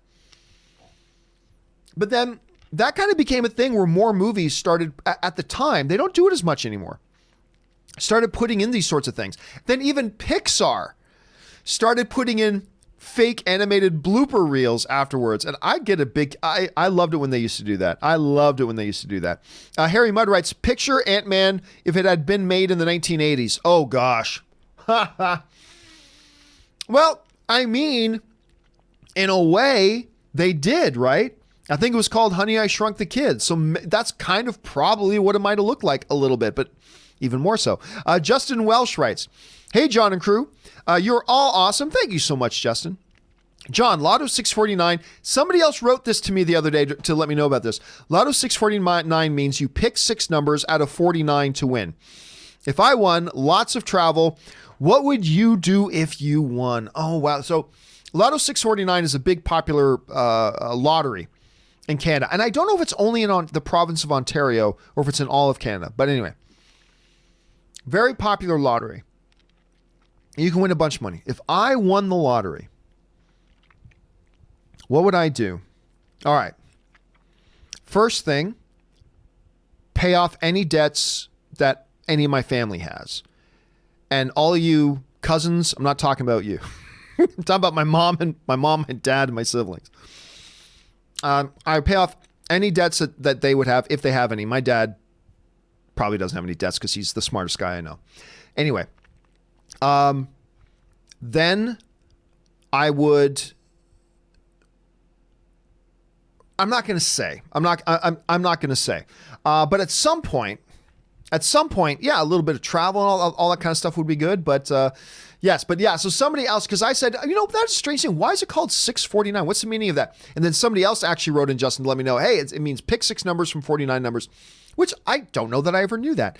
Justin Welsh also writes, new Star Wars 9 trailer edition. Rey trains in Endor, sees Ewoks in distance. John Williams' music cuts out and you hear, I'm going hunting, which would be hilarious. By the way, I saw just a headline and I didn't read the article, which is the worst thing we film fans do. Read a headline, but don't actually read the article to get the details. But I saw it in passing. But I saw one of the outlets say that the name of that planet, the forested planet that Rey was on, was revealed, and it's not Endor. Again, I didn't read the article. I didn't have time to get all the details, so that may or may not be correct, but it'll be interesting. I'm going hunting. Murray Reich writes, shit just got real on Supernatural last night. I have not seen last night's Supernatural. I was very busy last night. I will get caught up in the next day or two, but I haven't seen it yet. I am caught up, except for last night's episode. I've not seen last night's episode yet, but I will very shortly. Jeremy Sneed writes, on thoughts on walks, I agree about the concession lines, but my AMC in Arizona actually allows pre-order from the app, ready at time I choose, and just either pick up from pre-order area or delivered to seat. Okay, so I'm glad you brought that up, Jeremy, because in my thoughts on walks, I actually talk about that. But to edit it down, I wanted to keep it to under 10 minutes. To edit it down, I edited that part out. But AMC does this great thing where if you've got your phone, and I don't know, it's probably not going to let me do it right now. But on my AMC app, let me just bring it up here. So on my AMC app, when I pick a movie that I want to go to or whatever, right? And I say, oh, I want to go see, let's pick a Saturday showtime here. I'm going to go okay. And let's say I want to go see a 11:20 a.m. thing of Lighthouse. So I pick that. Now brings up the theater. I pick which seats I want and all that kind of stuff. Apply my A-list. But then what it does, it goes, hey, not every AMC theater has it, but this particular AMC, you can order your food in advance. So in the app, I can say, all right, so I'm going to the theater tomorrow at 11:20 a.m. to see Lighthouse. I would like to have a large popcorn and a large soft drink, please. And I'd like to have it ready at 11:15 a.m. What then happens when it works properly is that if I show up at the theater now at 11:15 a.m., they've got a shelf over here that has they'll have a box with your name on it, and in the box will be my popcorn and my soda or whatever else that I ordered, and it'll be there waiting for me. When it works, and they're still working out the kinks, because I've tried it once or twice when it didn't quite work out right. But when it works, it's amazing. It's absolutely amazing. And I encourage any of you guys who go to AMC theaters, take Jeremy's recommendation here, try that, get the app on your phone and try out that feature because it really is convenient. It really, because it sure beats standing for 10, 15, 20 minutes in a concession line just for the privilege of giving them more of your money. To just show up, there's my stuff already, boom, thank you, and go right to my seat. It's a great experience when it works. They're still working out kinks. All right. Let's see here. Murray Reich writes, on your recent walks vid, you mentioned that you don't have the issue of people talking / using phones, but I can tell you in New York City, all theaters I've gone to, it's a systemic, stigmatic problem. That's why I only go when it's quiet. Yeah, one of the things I said in my thoughts on walks is rude people in theaters is obviously an issue. But I don't want to be facetious. I want to be honest. I have honestly not experienced that much in the last couple of years. And again, maybe it's because I'm just lucky for the theaters that I go to. And maybe it's because I live in LA. And in LA, people take their movies damn seriously. That's not to say I never have a problem or that I never don't see people pulling up in the middle of a dark scene in the movie and all of a sudden you see this light because some fool is checking their phone in the middle of a movie. It happens. It does. I just got to say it happens to me a lot less in the last number of years than otherwise. I think movie theaters need to be more proactive. Like, I went to an Alamo Drafthouse the other day. Every movie theater should do what they do. Every movie theater basically, at Alamo Drafthouse, when they start a movie, they basically tell you, hey, listen, you're an asshole if you talk during this movie. You're a freaking idiot if you pull out your phone during this movie. And we are going to throw your ass out if you do that crap. And guess what? At least the movie I was at the Alamo Drafthouse, nobody talked to her. I mean, or unless they're just like very quietly talking to the person, which I have no problem with. You want to whisper something to the person you're with? I have no problem with that. As long as you're being courteous and trying to keep the volume down, I'm cool with that. But nobody making a ton of noise, nobody pulling out their phone. It was great. I think more theaters need to be more aggressive in laying out the rules. I think AMC should start with it. Here at AMC, we have a no douchebag policy. Guess what?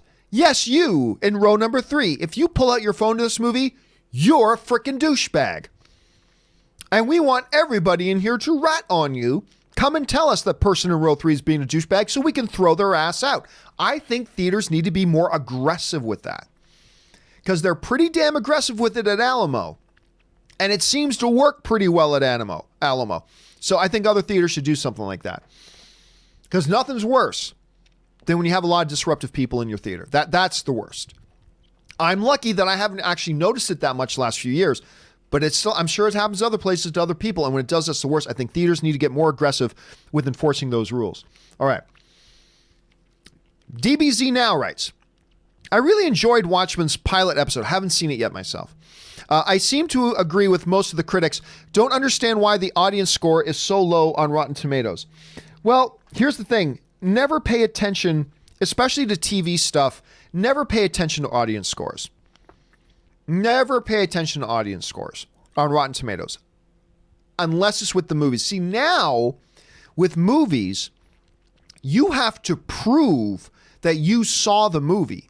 You have to be a verified person to register a vote. And the user reviews for movies now are verified viewers, people who actually saw the movie. So it's still not 100% perfect, but it's a much better representation. They can't do that for television. So what you still get with things like Watchmen and whatever, there are people who have an agenda against whatever that show's about, and they can just go and review bomb it. I'm not saying that's what happened. Let's be clear. I'm not saying that's what happened. I'm just saying for television with Rotten Tomatoes user reviews, it's still susceptible to that. Whereas the movies, they've got a safeguard in place. They can't have a safeguard in place for that. So pay no attention. And again, I haven't seen Watchmen. I might think it sucks. I haven't seen it yet. But pay no attention to user reviews when it comes to television stuff on Rotten Tomatoes. Pay no attention whatsoever because they have no safeguards. They have no safeguards for those. All right. Murray Reich writes, also, regarding concession stand line, I either like to go when it's quiet, so it's just not an issue, but when I go to AMC, I just order beforehand in the app. And again, somebody else brought that up a little bit earlier, Murray. It's a great idea. Now, I tend to go to movies when a lot of people go to the movies. I'm like there on a Thursday night, 7 p.m., Saturday night, 9 o'clock p.m. I tend to be at the theater when a lot of people are at the theater. And first world problems for sure, but I hate it when I get to the movie and I realize, oh, if I just want to buy some popcorn, I'm going to be there's 50 freaking people in this line. Even in the AMC Stubs member line, there's like 50 people. And I've literally stood in line for 15, 20, 25 minutes just to buy popcorn. They've got to come up with better systems. And this ordering in advance is definitely one of them. Or your strategy, just go when no one else is there, Murray. Unfortunately, I don't have that luxury. But yeah, if you can do it that way for sure. It's a good recommendation. All right, Taylor Garian writes, time to fire Babcock. No, listen. I'm not panicking. I still think this is the Leafs year. I really, really do. Remember, the first year that LeBron went to Miami, they got off to an 11-12 start. They went to the NBA Finals that year. I'm not saying that's what's going to. I'm just saying it is far too early, and I think they've shown a lot of good signs. I think the eye test tells me they're a very damn good team, so I'm going to hang in there. Mickey Altieri writes, I'm pretty late on some news, but just found out they're going to make a new Matrix film. If they don't call it The Matrix Rebooted, that would be a missed opportunity. I know you're kidding, but no, that would be a terrible name because it's not a reboot, right? That would be a very misleading name to call it reboot. But there's a computer analogy in there. You reboot a computer. Yeah, I know. But it would be a very confusing name because people will think, oh, it's a reboot of The Matrix. It's not. It's actually Matrix Part 4. So you can't do it that. You can't do it that way. I know you're probably joking anyway, but I'm just saying you can't do that. All right. Harry Mudd writes, everything is proceeding as I have foreseen it. One of the great lines. I really like the thumbnail. Ray does fantastic thumbnails. I mean, every day I go to the shared file folder I have with them to pull out all the graphics, and I see the thumbnail he made for the day's show, and I was giggling. And he's been really crushing it lately. Ray has really, really been crushing it lately. All right. Carlos Sosa writes, "Hey, John. So my friend Josu still thinks they gave too much away in the Star Wars trailer, like the Bendemption. Like you said, I don't know what he's smoking, LOL, and he'll be watching." Seriously, I don't understand. Look, like anything else, we see a piece, we see something, and it hits us all in different ways. And maybe your buddy is seeing this trailer, and he's seeing things I don't see. But from my perspective, I don't understand how anybody can look at that trailer and think it gave anything away. And there was certainly no Bendemption in that trailer. None at all. I think he's massively misinterpreting that. Maybe he's not, but I think he is. So I don't know what your friend's smoking. I don't know what they're smoking. I really don't. That trailer, again, it hits us all in different ways, and I acknowledge that. But from my point of view, from my perspective, I just got to say, I don't know how on earth you look at that trailer and think it gave too much away. I don't see that at all. But that's just you and me, Carlos. That's just you and me. All right. Harry Mudd writes, "Kylo Ren should implode Hux using the Force. I never go into any movie thinking anything should happen. So I'm not going to do that. And I like the Hux character. I think he was really annoying in The Last Jedi, but in general, I like the principle of the character." Initial D's writes, "I swear you said Rob would be on here today. Listen, there are many, many days that Rob was supposed to be on here and things come up. It just is what it is."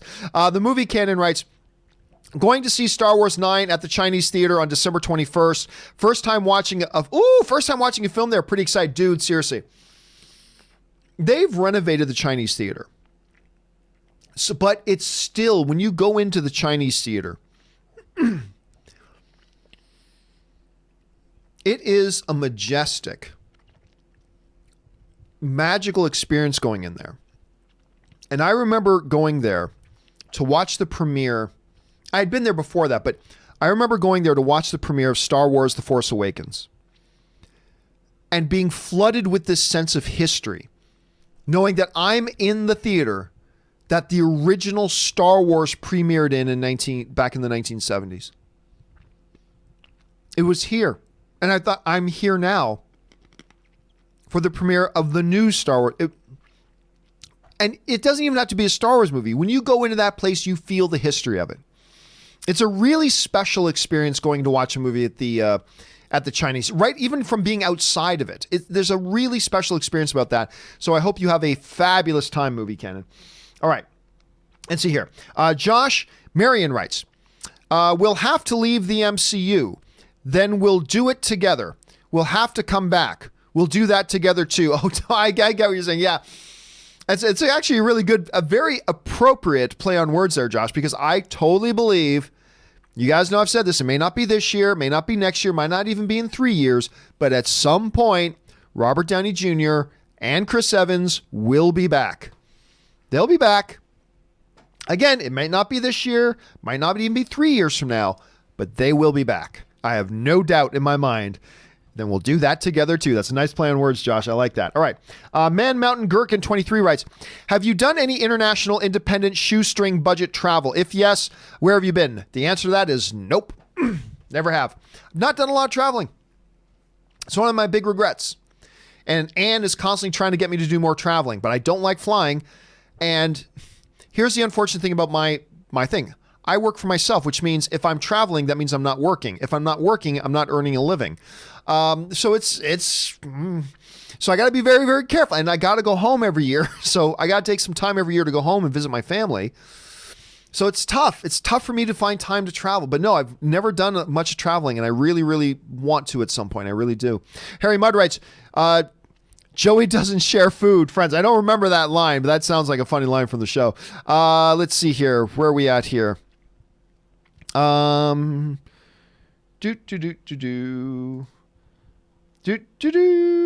here we go. Okay. There we are. Jason Dolan writes, "BOM took away adjusting grosses for movies. Sucks." Well, you can do that yourself.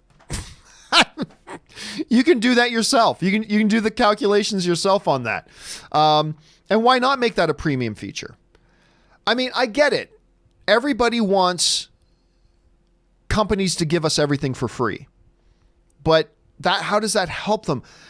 They give us all the important money. But to me, adjusted grosses doesn't mean anything. I'll be honest. To me, it's a meaningless number. But you can just do the calculation yourself, right? It's not that hard to do if you want to do it yourself. Anyway, Taylor Guerin writes, as much as I want Joker to stay standalone, a part of me wants to see what kind of Batman and Harley this world would create. Problem is, this isn't a superhero world. And any Batman would have to leave us with a 60-plus-year-old Joker. So, there's just so much that doesn't fit, you know? But hey, it's Hollywood, man. They can come up with something. I'm sure they can come up with something, but I totally want them to just leave Joker alone. It was magnificent. Leave it alone. No sequels. Don't undermine it. Don't start bringing stupid stuff. Just leave it alone and move on and do something else. That's what I hope at any rate. But it is Hollywood, dude. They can do a lot. Harry Mudd writes, cut me and I bleed, Dior. Liz Taylor, American Horror Story Hotel. I've never watched American Horror Story. I really haven't. I've never watched any of them. They've just never appealed to me. Now, I've got some friends that are psychotically into that show and really insist I should try it out sometime. And maybe I will someday, but it's never really appealed to me.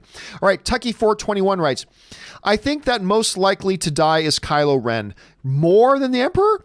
The Emperor for real this time, then Lando. Chewie less likely. Don't think any of the droids will die, quote unquote die. Rey in my mind will never, but we'll see. Yeah, I think for sure not 100%, but I think for sure the most likely to die is the Emperor.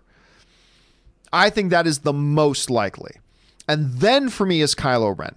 Lando and Chewie. I didn't put Chewie over 50%, but I got him pretty high at 40. So it's going to be interesting to see how they play that out. I still think, and I mentioned this in a companion video the other day, I still think ultimately what happens here is Lando and Chewie and the Falcon all go out in a blaze of glory. I think Lando and Chewie, the Falcon gets destroyed with them doing something to save the universe. I don't know that. No one's told me that. It's just my guess. But we'll see. We'll see what happens. All right. Gregory Musantri writes, can we pull back on the mic sensitivity? Really can't take the swallowing, chopping. So, well, too bad. Deal with it. Static Skywalker writes, my local cinema is showing the 3 sequel films with Rise of Skywalker at midnight.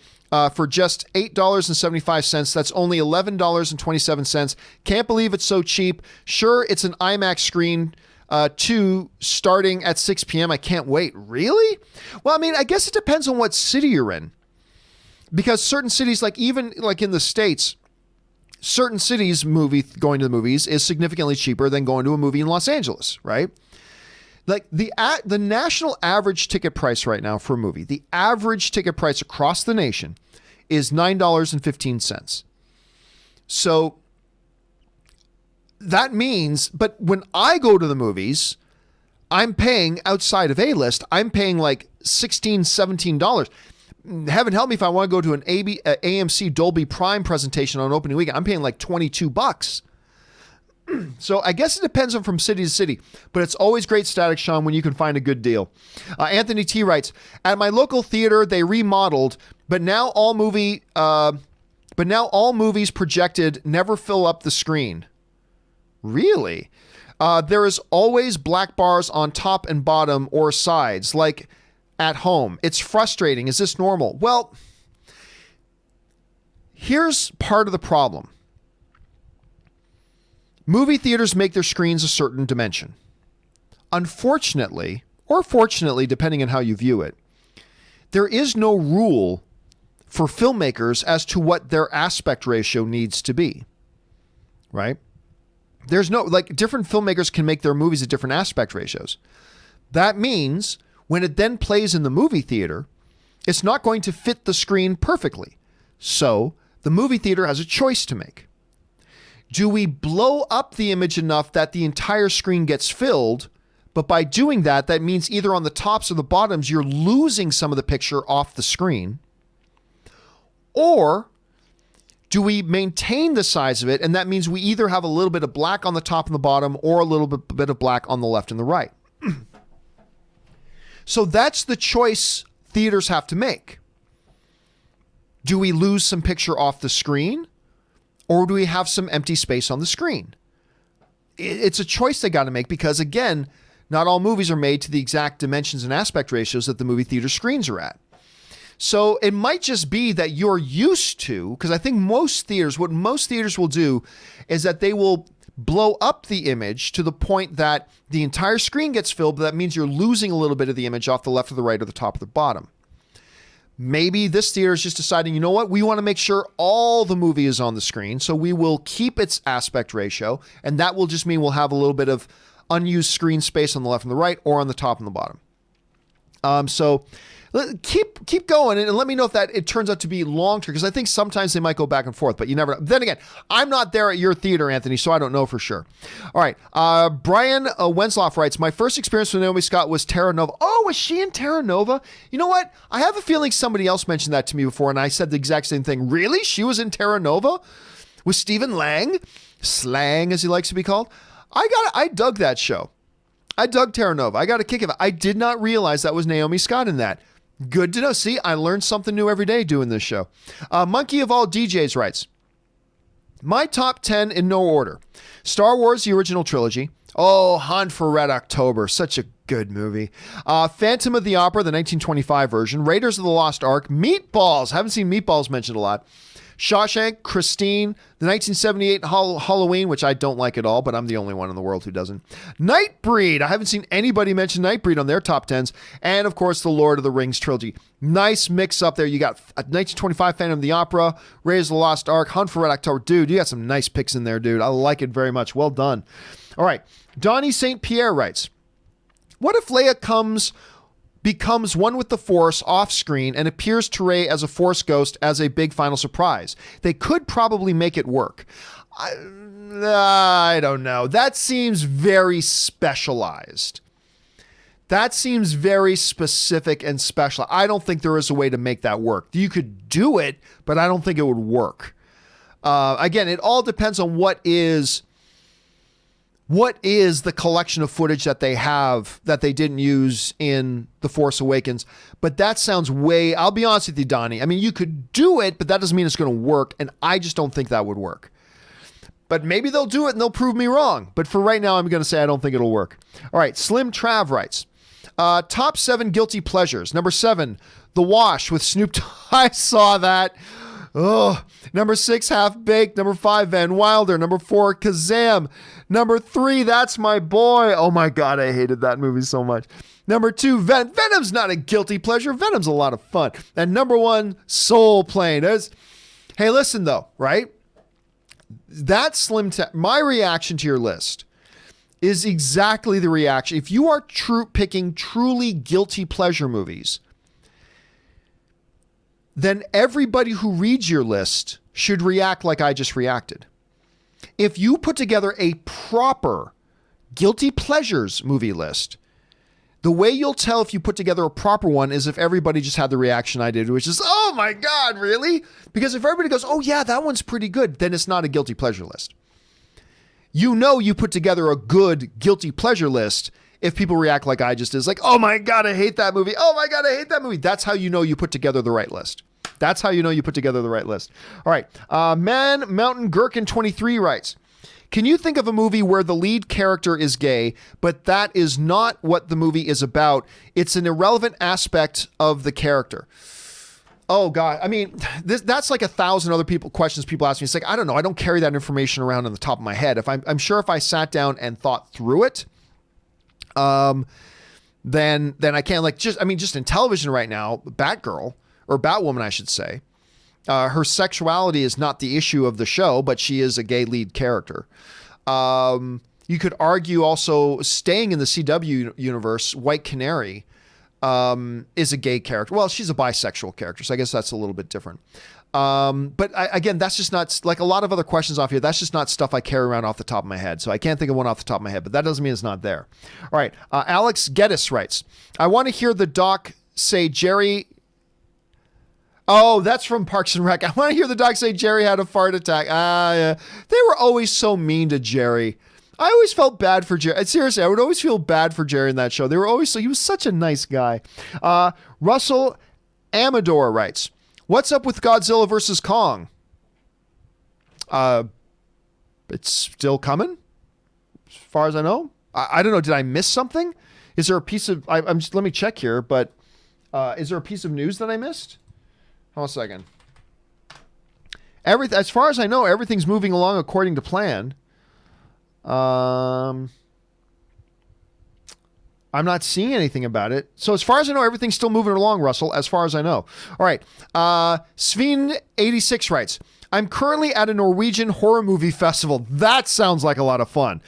Just rewatched Reanimator on the big screen. Great fun. Gonna watch Society next. I don't know what that one is. 3 days of the new and classic horror movies. Okay, dude, you had me at Norwegian Horror Movie Festival. You totally had me right there. Norwegian Horror Movie Festival. That sounds like a blast. I hope you have a good time at it, dude. Let us know what some of your favorites were when you were there. All right. Colby Harris writes, I'm working on my first short film. I have a script ready and now I'm casting and looking for crew. Putting it together is always a hard part, man. Like every step of the process feels like the heaviest and hardest step of the process. But yeah, finding people to get involved, that's a big thing. It's not just finding people, it's finding the right people. It's finding the right people. And that can be a tricky thing, man. That can be a really, really tricky thing. But best of luck to you, dude. Russell Amador writes, it's stoner bashing time. I don't know what are we talking about? I don't know what we're talking about. All right, Sam Phillip writes, hey, John, have you ever seen the movies Monty Python and the Holy Grail or Life of Brian? Of course I have. So bizarre and hilarious. Also, big fan of the show. Yeah, oh yeah, dude, I grew up watching those movies for sure. Monty Python it might be the greatest comedy troupe of all time.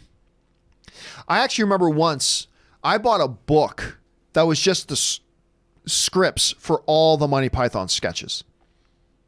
And now I'm mad because I realize I haven't seen that book in years and I have no idea where it is. But I bought a book decades ago that was just all the scripts of all the Monty Python sketches. And any day I could just pick up that book and flip through some pages and just laugh my ass off. They are probably the greatest comedy troupe of all time. Probably. I love Monty Python. All right. Ryan Cleary writes, hey, John, you hear rumors of Hawkeye being recast? I think that's all bullshit. It's all bullshit. Harry, besides, what we've already known about the Hawkeye series is that was going to be his final thing anyway. So I don't think they're going to recast it. I really don't. Unless something comes up. But right now there's just a bunch of BS TMZ type of rumor stuff. And it's beneath us even talking about it right now. Harry Mudd writes, ever seen The Testament of Dr. Mabuse? A great crime novel by Fritz Lang. Nope. I'll tell you what, Harry, I've actually never even heard of that one. So that's interesting. All right. David XP writes, the Super Chat feature was never available here in Costa Rica until just a few weeks ago. Oh, cool. I got to say, I love the show even more now that I can chime in. Thanks for answering my last few questions. Well, no, seriously, Dave, thank you for contributing to the channel, not just with financially contributing to the channel to help keep this channel alive, but also by contributing to the discussion, sending that in. So that's cool to hear. So thank you so much. You know what? Costa Rica, somebody asked me a little bit earlier if I'd done much shoestring budget traveling. And I never have.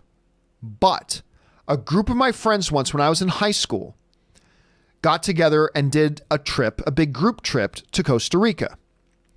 And I was supposed to go, but I couldn't come up with the money. And it wasn't all that expensive, but I just couldn't come up with the money. And my parents were like, you can go if you come up with the money. Don't expect us to finance it for you. If you want to go, you can come up with the money. And I couldn't come up with the money, so I couldn't go. But I came this close to going to Costa Rica. I've always wanted to visit it. Anyway, thanks for sending that in, Dave. Appreciate it, man. Brian Williams writes, hey, John, me and my family are massive fans from the UK. Well, thank you so much, Brian. I love all your content, and I want to support you with my first ever Super Chat, and I want to thank you for inspiring me to start my own channel. First of all, Brian, thank you so much. It's always nice when somebody just wants to send in and say something kind.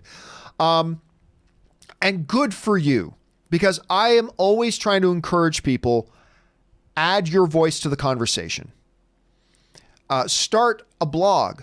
start a podcast, start a YouTube channel. It doesn't matter if 3 people read it, or if 10 people listen to it, or if 500 people watch it. It doesn't matter. The important thing is that you get to engage, add your voice to the conversation, get involved, and it's a lot of fun. It's just a lot of fun. And I'm glad you're doing that, man. And I'm privileged and I'm honored that you say I helped inspire you to do it. So thank you so much for that, dude. And I hope you have a blast doing it. And thank you for the support, man. I appreciate that. All right. Keaton Toothman writes, is it just me, or does season 15 of Supernatural seem not well thought out and cheap?